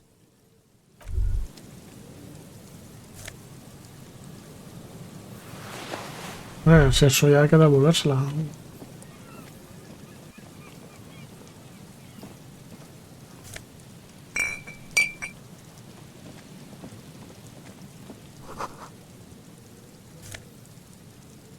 +1 en enciclopedia, +1 en percepción.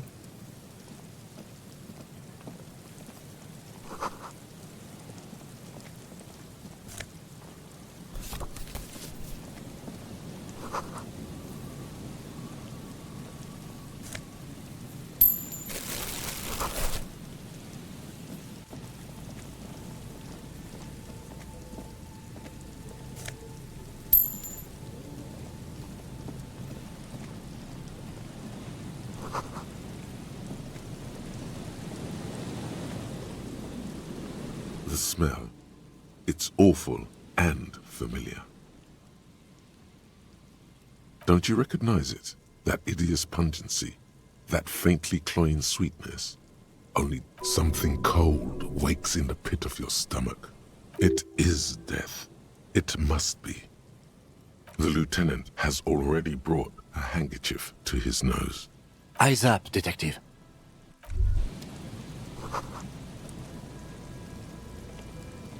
There's some tear, an empty cigarette package, and a crumpled kebab wrapper in the trash bin. 2 empty bottles of Tallulah vodka, and no, there's more in there. Livid. A tragedy. Whoever tossed it here was a heavy smoker. Red Astra is the black market version of Astra cigarettes, known for their high tar content. You see traces of mayonnaise and ketchup on it, as well as a tomato wedge. The wrapper reads, Shish Kebab Revachol. It's no older than a day or two. No mold yet. It's hard to concentrate.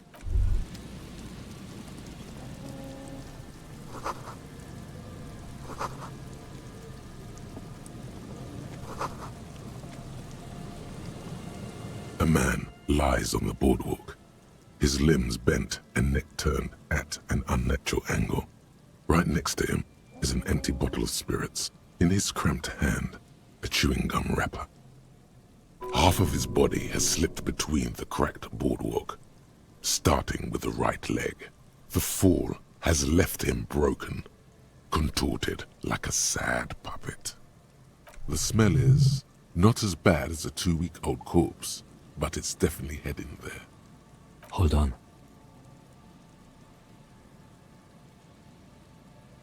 Lividity is faintly pronounced. Whoever this is has been dead for 2 days. No longer. We need to investigate. Otro caso. Carefully. Just another day. Just another dead body. He's wearing mud-caked boots, beige trousers, and an old brown leather jacket with a bright blue lining. There are traces of kebab sauce on his chest. The leather jacket suits him well. It must be custom-made. You find some sunflower seeds and a rain-soaked library card folded into 2. His jacket feels sodden and heavy under your hand. Good. We should take a look at that library card after this is done. The man has fallen through a crack in the boardwalk and hit his head against the metal bench. Coagulated blood covers his black hair. One of his feet is still dangling through the hole. A bad fall. It might have been dark outside. This place is a minefield in the dark. His expression is dull, like the sea behind him. Drops of water shining on his mustache. His eyes, empty and wide, look frightening in their frozen gaze. Height, 170 to 175 centimeters. Curly hair, stout build. Age approximately 50 to 60 years. There's some dried blood on the metal bench, right where the corpse's head rests. The floorboards are rotten and slippery wet around the hole. And a dried chunk of blood covers the hair at the back of his head. An open wound. It's sticky and cold to your touch. This is what killed him. I don't see any other major wounds, do you? Seems like the head wound was fatal. It's exactly the shape of the bench. They screech under your feet ominously. It's hard to say whether the dead man's weight was the cause of the boardwalk to break. You see waves churning below. Something cracks beneath your feet. He could have easily disappeared into the sea through that hole, and you would have never found him. A .75 liter Tallulah vodka with its cap missing. There's hardly anything left inside. Tear all around us. I'd prefer if you didn't collect them this time. It's not proper. Grabowski spearmint chewing gum. Green leaves on the cover. The man's mouth is half agape from the terror of the fall. The blackness of death. Stench. You think you see white chewing gum too? He ate the whole pack, right? It's to cover the smell of alcohol before going home. The worst thing is, I've seen it before. Almost the same scenario. Even the chewing gum. It's always the same. The entire boardwalk creaks in the wind as you take a step back. Looks like one of the locals. He'd have to know this spot to come here. You don't just walk over here. But that's just a lazy assumption. What do you think?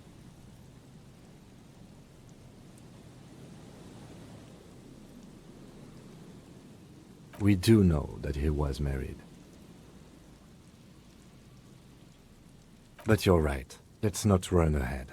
For now, all we know is that he's an unidentified middle-aged man found dead on the Martinez boardwalk. Death by misadventure. He slipped and fell through the boardwalk.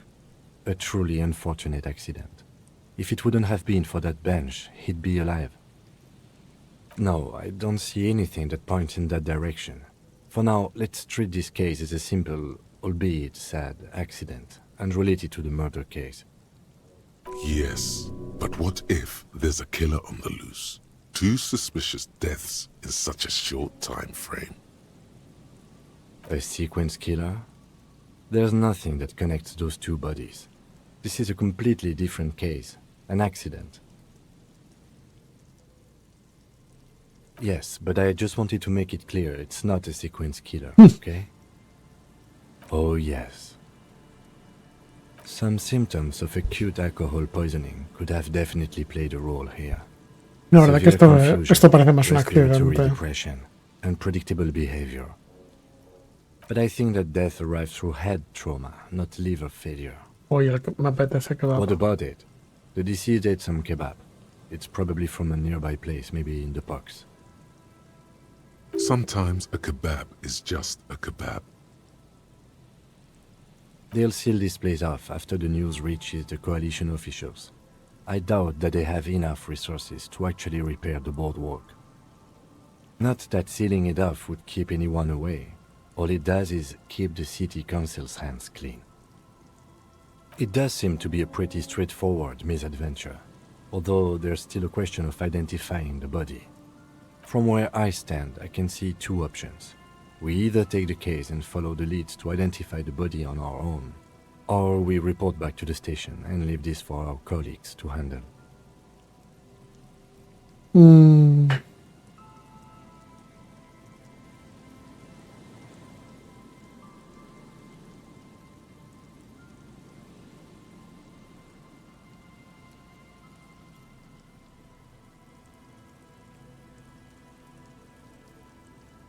Alright, we should first examine the library card you found. Then we can call the station from my kinema. Let them know we are taking the case.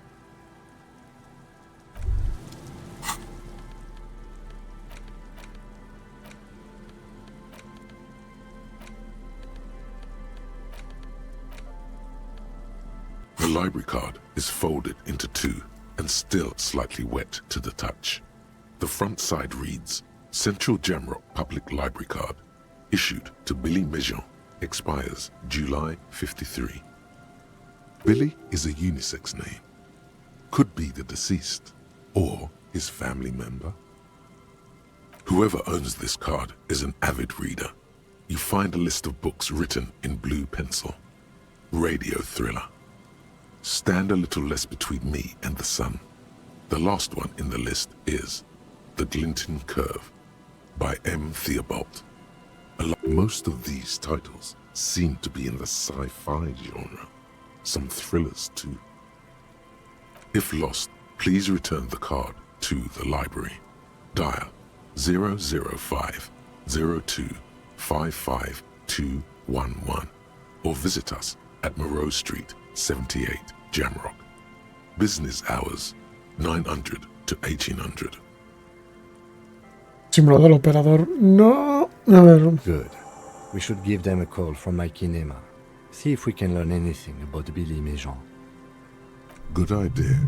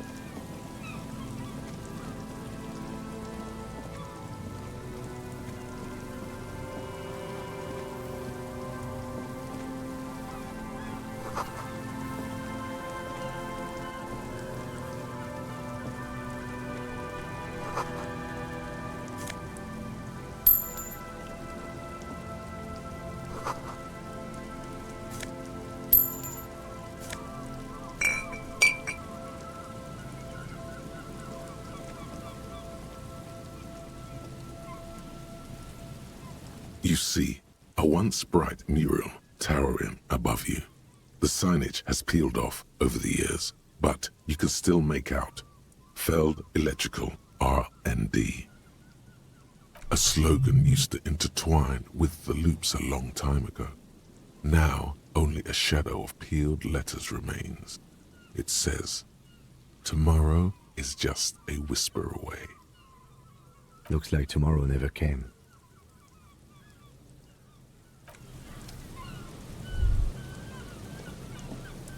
And Mikhail noticed the windows, especially with how there are no windows on the south side. This was to deal with. You officers, come to investigate the historic subtext of West Martinez? I'm Tran Heilostam. You must be Kim Kituragi, right? I was just telling my son about this building. Not a lot of people realize the historic significance here. Very rich in hypertext. Nice to meet you.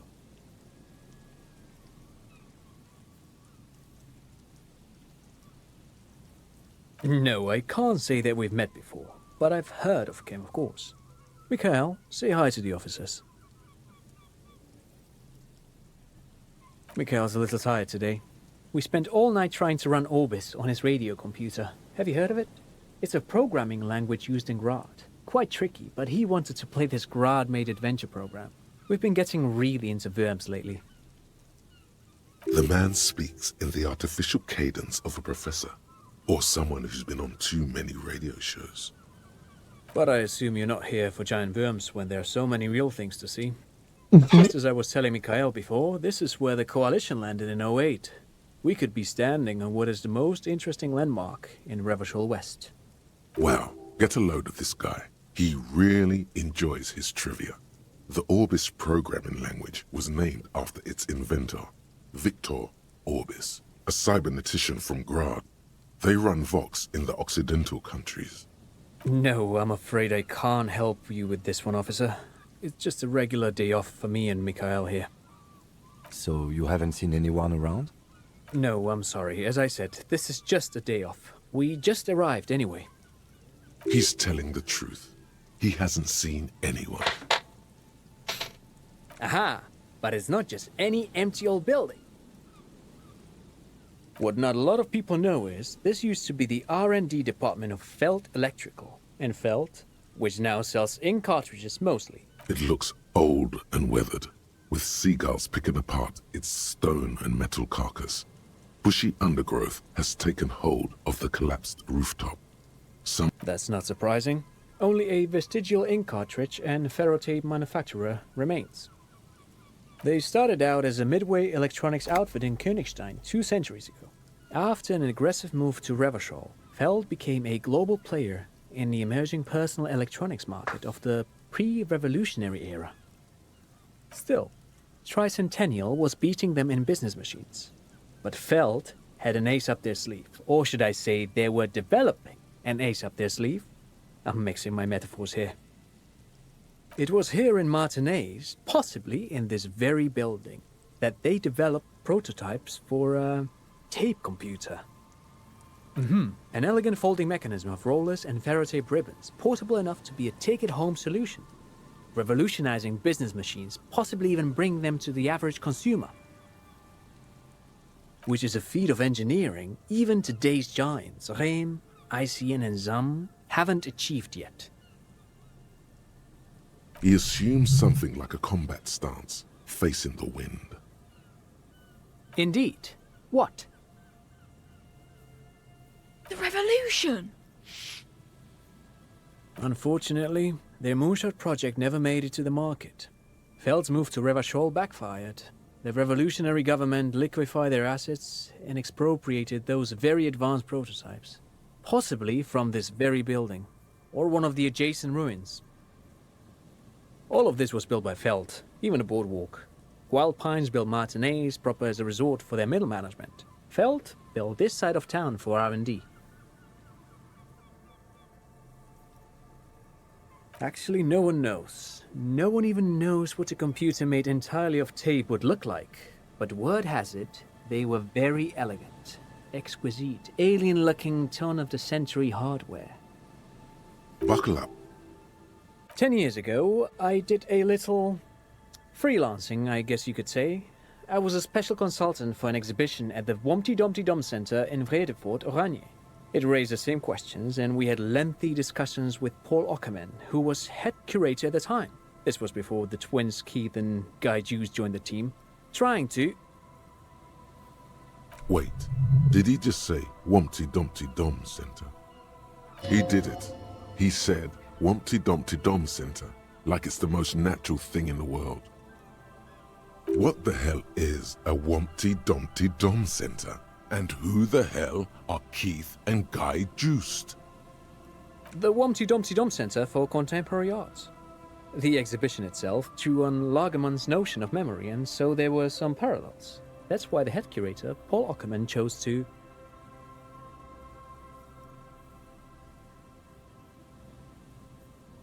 In fact, I'm not. The Wumpty Dumpty Dum Center is a place you can visit if you're ever in Vredefort and are ever in the market for an exhibition space / contemporary art research center.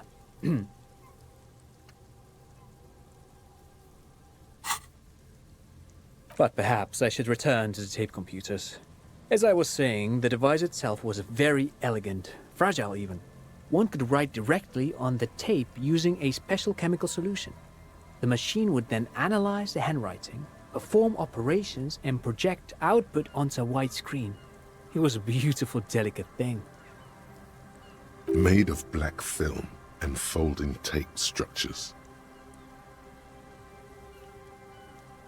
Very, very cool. Though I understand the socio-economic causes of the revolution, it pains me to imagine the revolutionary setting fire to this precious device. Yes, the official name of the prototype. Some sources report it as the Feld Playback Experience, but those are incorrect. Who knows? Maybe it was an accident, or maybe they didn't want the technology to end up in the wrong hands. Either way, they used them for military communications, but also to write and send out press releases, the most notorious example being Le Décret de Mars. What's the Mars Decree? I mean the radio transmission sent out to news agencies and world governments by the newly created Commune of Revachol on the 7th of March in the year 02. A short-lived legislative foundation for a short-lived utopia. It's a beautiful piece of text, actually. A singer-songwriter I know, Charette, called it a love poem to Revachol on her political concept album, Bon Baiser dans le Lind. You should read it. Every local library in Revachol stocks a copy of the decree. I tried to get Mikhail to memorize it. Tried to. Someone was much too interested in worms to be paying any attention. The kid takes a peek at the green and silver. But of course, what else? No, thanks to you. Pick your brain. If anything, this was rather one-sided.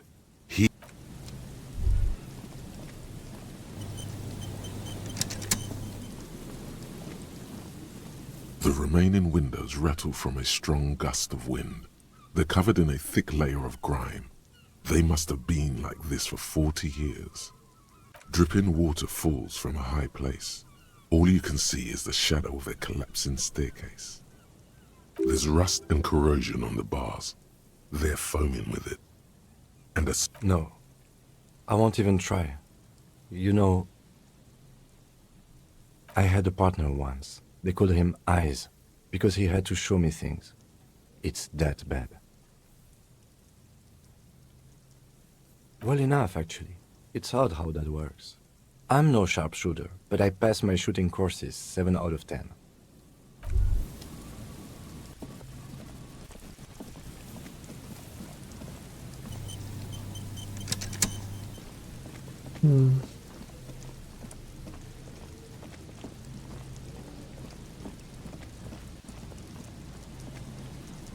Yes? ¿Quién puedes quitarte un momento de ahí?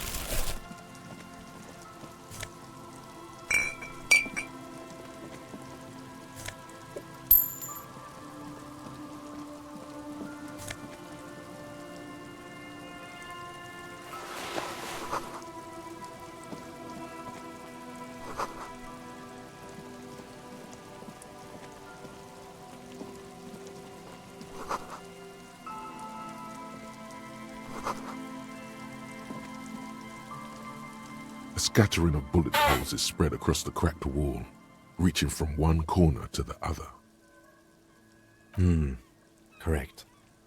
The density of the bullet holes is unusual, even in a general average bullet hole frequency in Martinez sense. Grim affairs. Meaning, this is a lot of bullet holes. Looks like fully automatic rifle fire. Something you don't see these days. The manufacturing and sale of automatic rifles was curtailed after the revolution. Ay, perdón, que te he cortado. ¡Ah, no!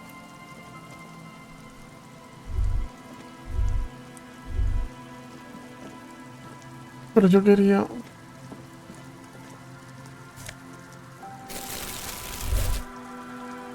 ¿Ah?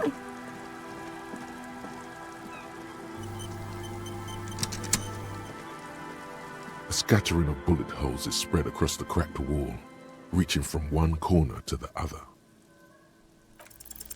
A row of ghostly shades stand facing the wall.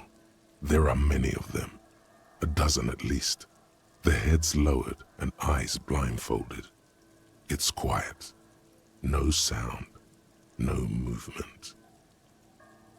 10 meters away, other shades are lined up in an orderly manner, automatic rifles primed. A gust of wind blows by. The coats of the firing squad flap slowly in the breeze. A single person stands on the side.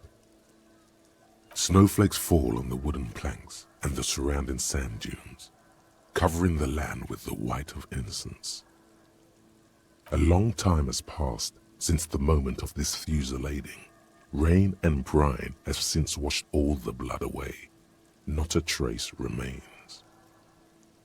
The abundance of bullet holes leads to two options. Either an inordinate amount of executions were performed here, or they did not use a conscience round, where only one soldier has the loaded rifle. Looks like this was a mass execution with everyone fully armed. A host of men, probably in everyday clothes, ragged from the conflict and covered in dust. They were not sitting, a common practice for executions in some nations, as demonstrated by the height level of the bullet holes. They stand, facing the wall. It's impossible to discern any details about their personality or background. 7 men in combat uniforms and dark coats, holding automatic rifles aimed at the people. Soldiers from some side, but from which one? The commandant, the one who gives the order. Machine gun fire crackling through the air, the lights of the muzzle flashes dancing on his face. I don't know. I don't know who died here, lined up beside that horrible wall. It could have been any of the parties involved in the revolution. Perhaps the ones executed here were the loyalist conservatives, killed by the communists at the start of the Civil War. Or it could have been the communists, put to death during the last stretch of the conflict by the coalition forces. Remember what Trent Heidelstein said about Veld? Another likely scenario. Or maybe... Yeah, it's very unlikely the coalition forces were the ones who died here. They were always the last ones against the wall. To be honest, if a coalition member was anyone in this situation, it was a commandant, the superior giving the orders. A cold sea wind blows away the figures.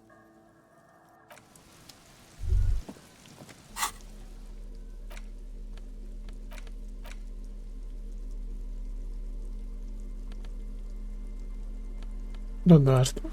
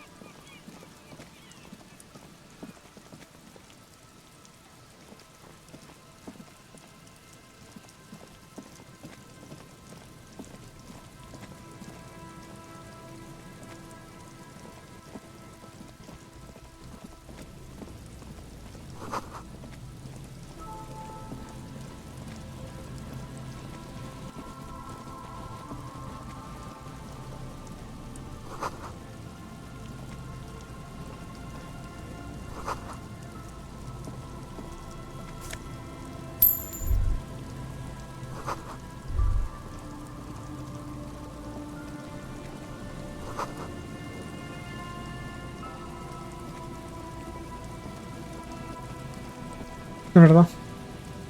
A metal and plastic contraption bobs up and down amidst the trembling reeds. At first, it just looks like trash, but if you look closer... That, over there, must be the boy Klaas she told us about, the one she hid her passport in. We should... Ooh, hidden things, secrets, lies. You lift the boy out of the water without much effort. It's not tied to anything. The cords dangling from the bottom appear to have been cut.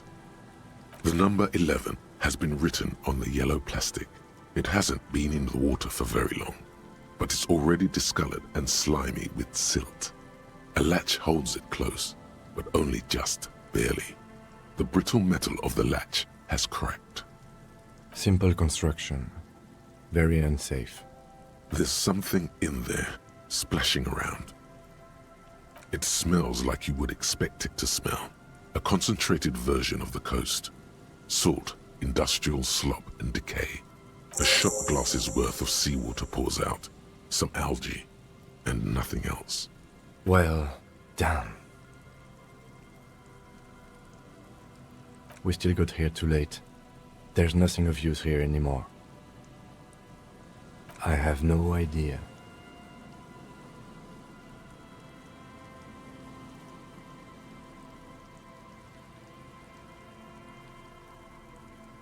Or think we do.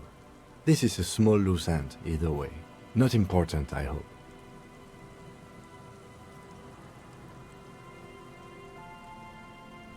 Could be. We should keep an eye out. You could ask the miss what she thinks. I have no idea. Or think we do. That may very well be the case. We should keep an eye on her. You could ask. I have no idea. Or think... In my experience, cryptids are generally You could ask the mist. I have no idea. Or think we do. Might have been Glacia. Might have been the people after her. Might have been a local drunk.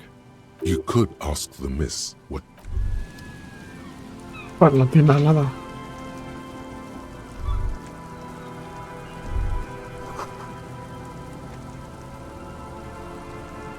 Here we go.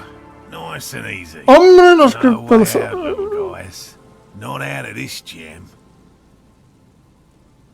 There's a cylinder on the ground in which the man is arranging some netting.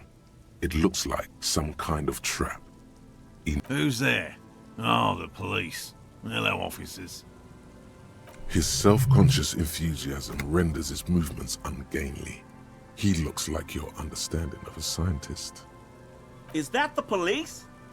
Why are the police here? Don't worry, Gary. I'll handle it. To what do I owe the pleasure? That's sarcasm. He takes no pleasure from your appearance. Oh no, it's all right. I'm just busy. What's this about? Of course. Thank you for passing along the message. That damn water lock is broken, and we can't go all the way around the 881. The 881 is a raised motorway that separates Martinez from Jamrock. The labyrinth of streets underneath it makes it difficult to pass, not like walking over a nice water lock. Oh, good. We should really be getting back. Gary could use a hot shower and a warm bed.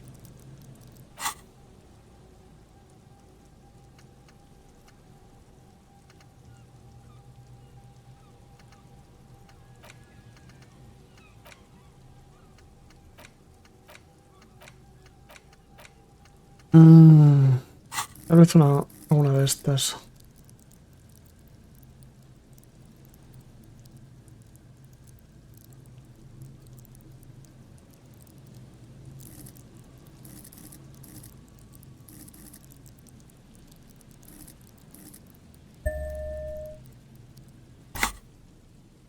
Did he say we can go back now? Yes, Gary. We can go soon. If you see Lena, tell her I won't be long. Sir, your wife is waiting for you. I just have to do one more round. See if the phasmid has taken the bait. Then we're going. I'm afraid not, officer. I've been busy digging around in the reeds for days, looking for signs of insect activity. I'm less interested in mammalian concerns. The lieutenant takes a short note in his notebook, then gestures for you to proceed. Well, first of all, it's damn difficult to find, which is why we've been knee-deep in the reeds laying traps for it. Good question. Being a phasmid of the order Phantasmodea, a ghost insect, it disguises itself as plant matter. In this case, the reeds. Awful lot of reeds around, aren't there? And I suspect it may have also developed other specialised techniques to protect itself from predators, or scientists, in our present case. Very little, I'm sorry to say. No one's ever captured a specimen, so all our information is based on first and third-hand accounts. Not yet. That's what makes it a cryptid. Just out of curiosity, if there's no proof of its existence, how do you know it's real? I know it's real. It's clear that his obsession with the phasmid is driven by something more than the pure pursuit of scientific advancement. By which I mean, I've heard enough first-hand accounts to believe quite firmly that the Insulindian phasmid is more than mere superstition. Yes, the most recent sighting was by a couple of teenagers along the coast here. That's what brought us to Martinez specifically. It's the first credible sighting in several decades. Admittedly, it's an unusual location for this species, but with all the sewage runoff upstream, it probably doesn't matter much anymore. I have to resist the thought such an extraordinary creature is doubtlessly highly resilient. After all, it's generally thought to be capable of parthenogenesis. He means asexual reproduction. The females of the species don't need to mate to produce viable eggs. This makes it easier for a species with a small population to survive. Yes, the Insulindian phasmid is a very clever insect. That's why it's so damn difficult to catch. But as a scientist, I'll try my best to remain dispassionate. Well, they may not look impressive, but Lena designed them quite cleverly, so I'm sure they'll do the trick. Yes. Locusts. Nearly all known phasmids are herbivores, of course. But we've hypothesized that the Insulindian phasmid might occasionally prey on other insects. Inside the traps, a number of locusts crawl and tumble over one another in a tiny, chittering swarm. A meat-eating stick insect? Does it pretend to be the reeds as part of its ambush behavior? Yes. What? And I'm eager to return to her, I assure you. But I can't leave before we finish with these traps. My wife understands that just as well as anyone. Come on, Morel. We've been soaking out here for days. And leave the traps? Absolutely not. I won't let Lena down. Come on, she wants us back. I'm soaked up to my nuts over here. Well, of course it's important to her. She's seen it. A verified sighting, on record. One of only 4 this century, and it's hers. She's seen it? Yes, that's how we first came to know one another, in fact. But that's her story to tell, not mine. Suffice to say, it's long been our dream to find proof of the Insulindian phasmid together. I can't abandon course now. His spirit may be willing, but his body might be too old to endure the rigors of the coast. Good. A good quality to have, both for a police officer and an experimental zoologist. I could go for some trap setting.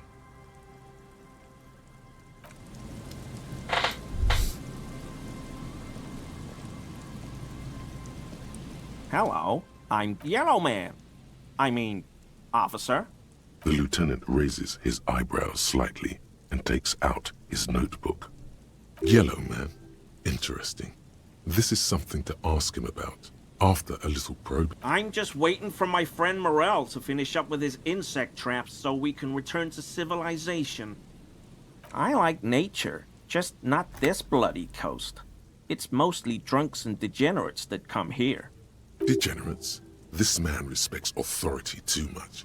To see the truth inscribed upon thine own visage. Pretend thou art a paragon of virtue.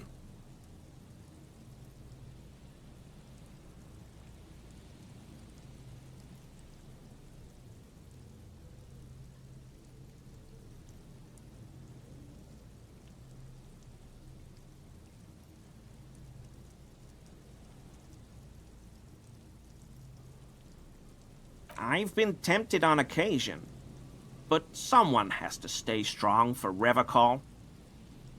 He pronounces Revacol with a hard K, unlike other people. I like to pronounce it the hard way, the old way, the Vespertine way. He winks at you, trying to relay some hidden message, inviting you to mispronounce it too. perhaps. It's a secret rite. A very fringe nationalist handshake, probably.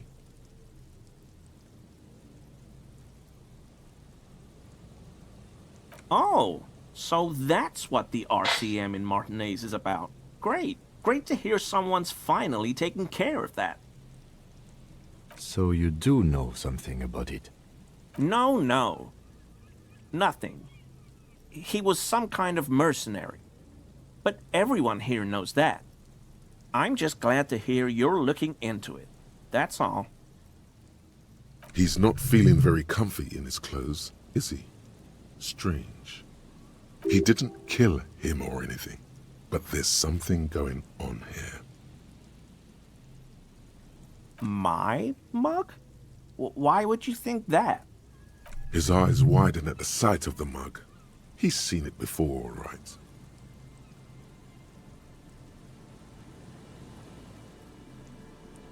I may have had a similar looking mug in the past.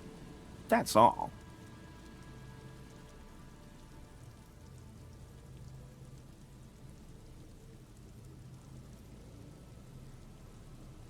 Okay, I admit it.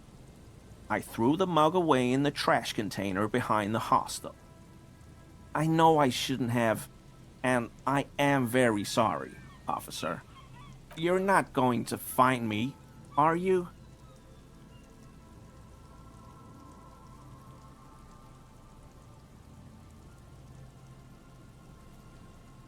Whew. Thank you. You won't regret this. I won't use another man's property to dump my garbage ever again. I don't know what got into me, really. Work has been stressful lately. Damn Koiko's price dumping us out of competition. What did you do, Gary? Nothing. Just answering some questions. Helping out the law. I know a guy who works with the trash collection services, CS Municipal. He gave me a master key for the trash containers of Martinez. So I can use the Whirling's trash compactor to store my own stuff. Garbage disposal is expensive as hell. The damn Hemians run it like a mob. I'm sorry, okay? I thought I could cut costs. I shouldn't have. I shouldn't have disgraced myself. Disgraced? No need for the histrionic, sir. It was, after all, just a trash container. He studies his reaction. Gary doesn't answer. Officer, please. Let me explain. It's not like that. I was only cleaning up. I live right across the yard from where he was hanged, and I saw him stripped naked. All the clothes lying around in the yard, smelling. People are animals, you know? Then I came out to clean up the rags because no one else would. I put them into the Whirling's trash, along with a broken mug, admittedly. Okay, I was coming to throw the mug away, and, well, I threw the mug there and the clothes too. Right. It was just civic duty. Exactly. That's exactly what it was. Civic duty. As he shifts uncomfortably, a series of clicks, like the clinking of glass beads against one another as they roll across a hardwood floor. You've heard this sound before, but where? What sound? Really? There's lots of weird stuff out here in the reeds, though. Insects, trash, could be the wind shifting some garbage nearby. Armor? No. I mean, yes, of course. I know he was wearing armor, but I don't know anything about it. An infant could see he's not telling the truth, but he's too scared to admit more wrongdoing. There's something going on here. You should observe him more closely after this topic is concluded. I hope I could help your investigation, in my small way. Don't be so relieved yet, Gary. This bad cop may have been in your apartment, admiring your mug collection. Perhaps a little Intimidation?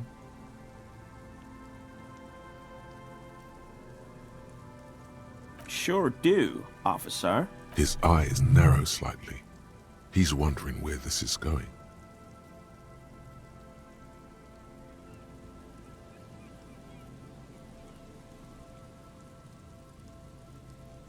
Of course.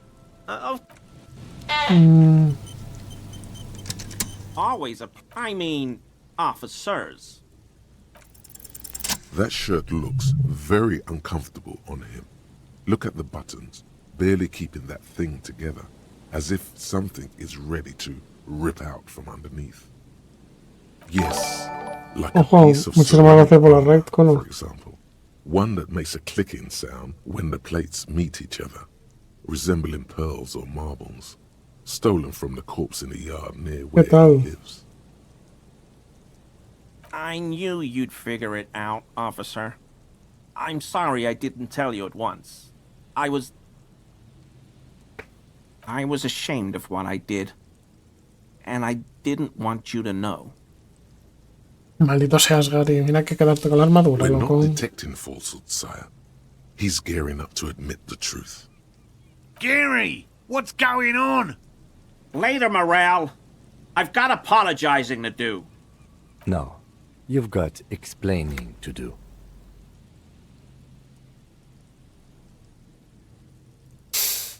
He sighs again, hangs his head, and unbuttons his shirt fully. A cuirass that matches the dead man's boots comes into view. Soon it is in your hands, smelling of his sweat. ¿Qué te ha leído el directo? But so light to hold, like a bag of cotton. This is it. This will protect your mortal shell.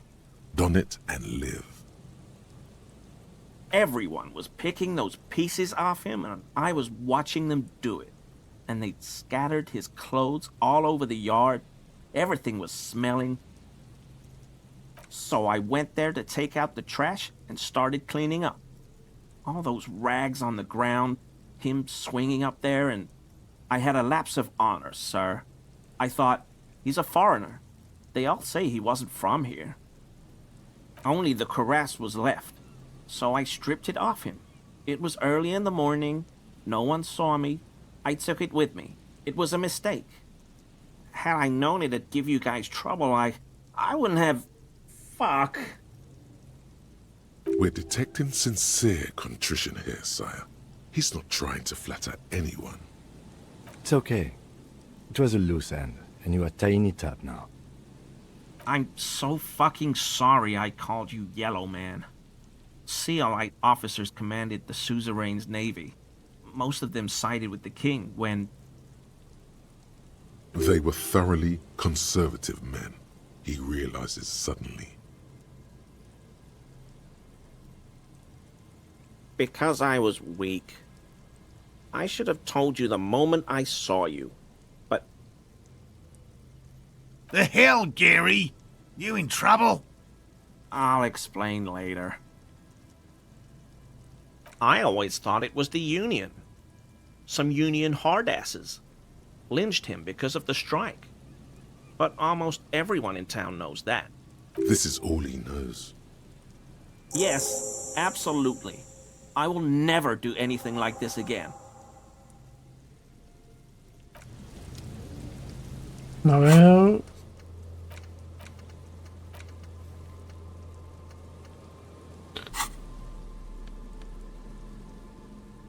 Umbral del dolor, más 1 de voluntad, menos 1 de empatía.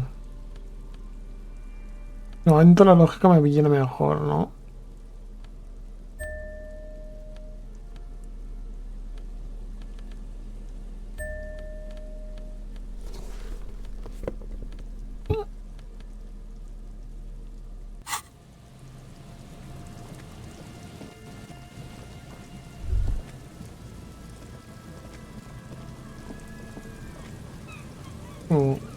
Ahí arriba.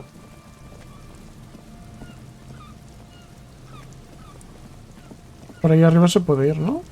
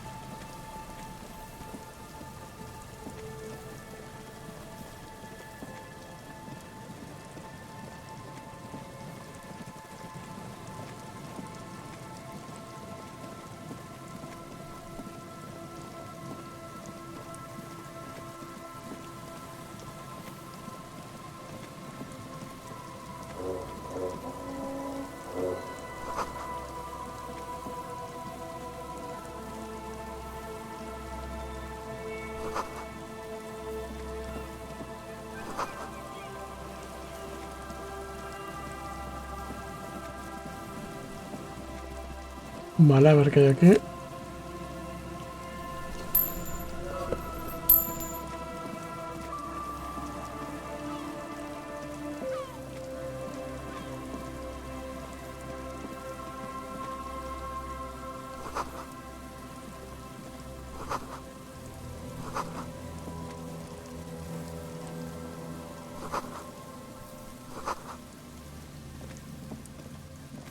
Vale.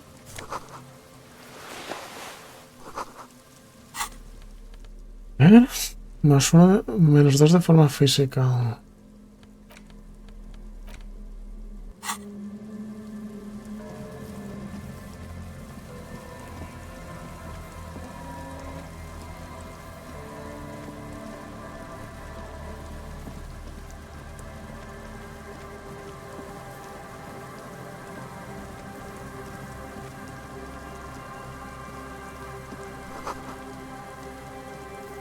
An old door, worn by elements, guards the depot. The wind has blown a sand dune in front of it. It's military. A service depot of some sort.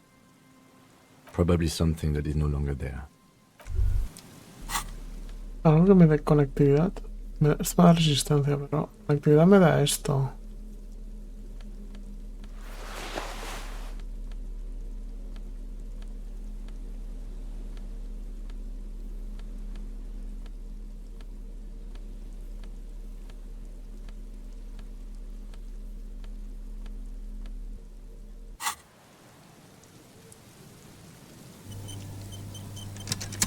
An old door, worn by elements, guards the depot. No creo.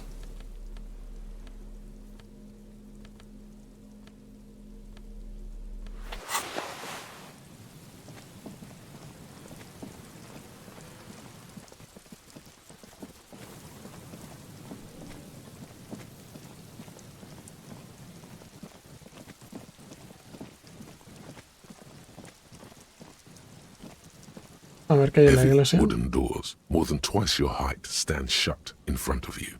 The rectangular sea-worn ornamentation appears in stark contrast to the padlock, carelessly drilled into the wood. The carving on the door is block-like and angular, like the church itself. 2 large beams shoot downwards, sinking into the wood before they reach the threshold. The surface is smooth from the wind, but moist to the touch. This cheap-looking padlock is sturdily built. It shackles together a hasp and a staple screwed into the wooden door. The lock is adorned with a yellow sticker. It'll be easier to break the staple than the lock. Also, that sticker is interesting. You see a yellow circle with 2 X's and a big curve below them that looks like a mouth. You're pretty sure you haven't seen it before, but what the symbol depicts is clear enough. A smiling dead guy. The curve makes it smile, and the X's make it dead. There is something blindingly modern about this symbol. Its modernness puts to shame everything you've seen before. It's the contrast between the cheery, chemical yellow and the rigor mortis. As if the cheery guy didn't know he was dead, or the dead guy didn't care that he was. Either he takes off his glasses and uses a blue handkerchief to thoroughly wipe them clean before inspecting the sticker. No. Looks like a dead man smiling. Suggests junior delinquency. I haven't seen that sticker before, and I'm not a youth.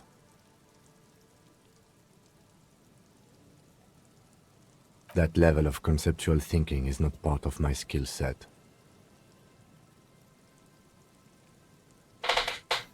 If you really think we should get in there, we need to find some other way.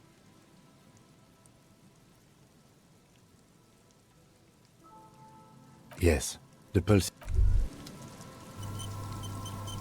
Heavy wooden doors, more than twice your height. There's nothing like the sound of a sticker unpeeling. Now it's stuck to your thumb.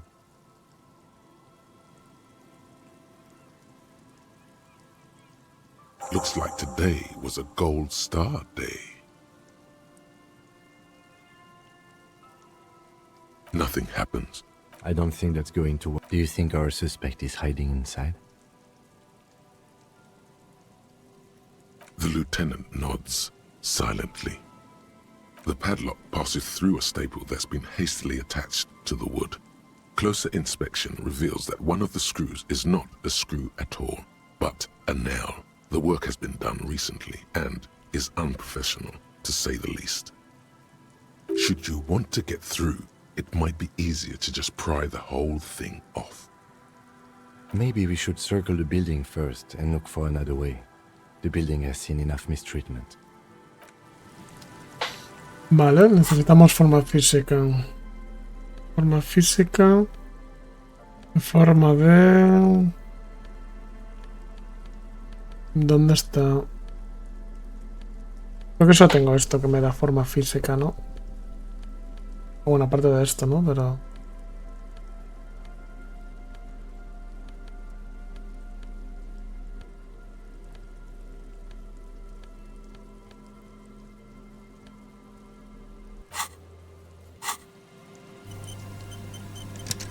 Heavy wooden doors, more than twice your height, stand shut in front of you.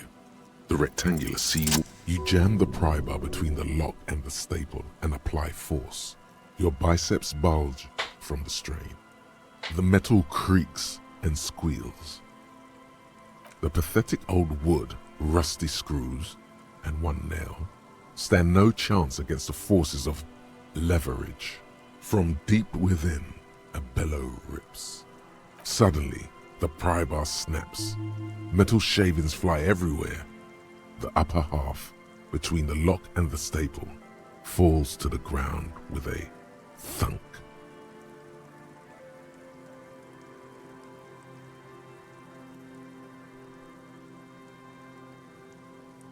I don't know.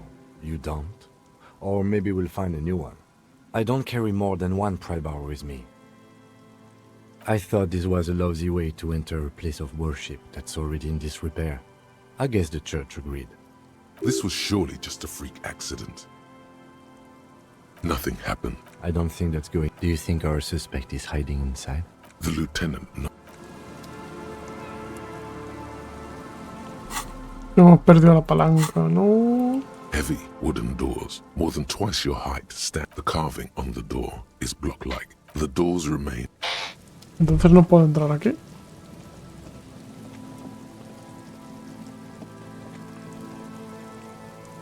Pero el candado no había caído. Heavy wooden doors, more than twice your height. The padlock passes. Should you want to get through, it might be easier to just pry the whole thing off. You really want us in there? I do have tools in the kinema. But maybe we should circle the building.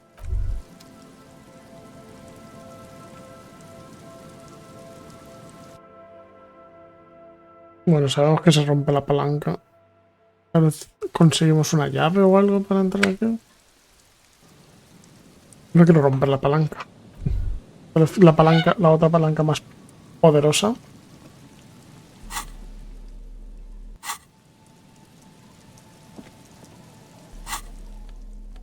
Lógica, o sea, menos... No, ¿dónde está? Esto que me suba lógica solo.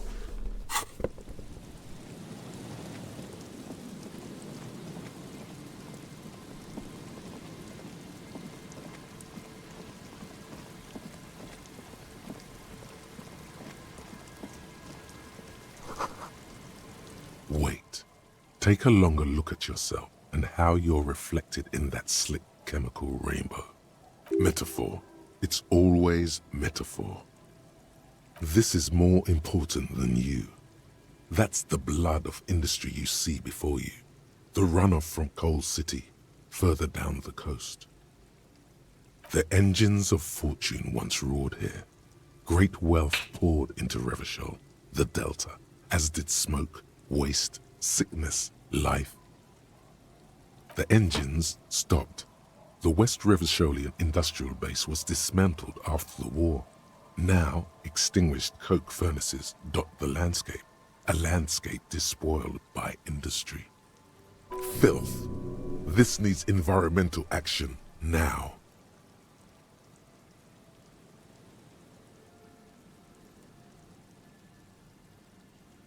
Perhaps you could dedicate your life to cleaning it up. Vale.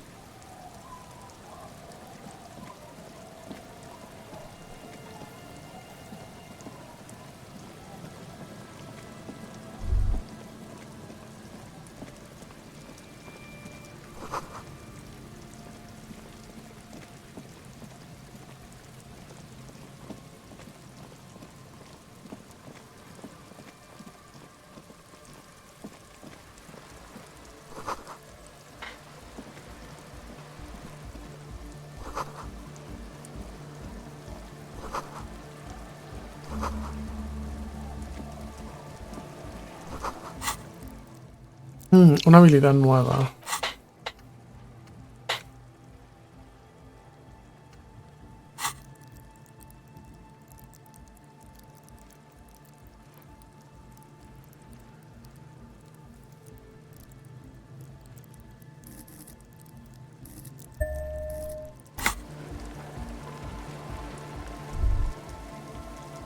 A pane of Eternite has barely holding it up. It could fall over. The pane falls into the icy snow with a soft thunk. We should ask that girl on the ice what's going on here.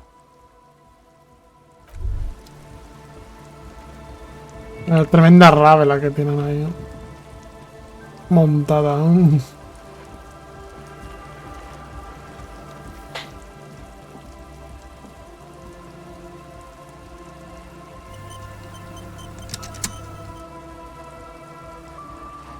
Sí, le vamos a preguntar en el próximo directo.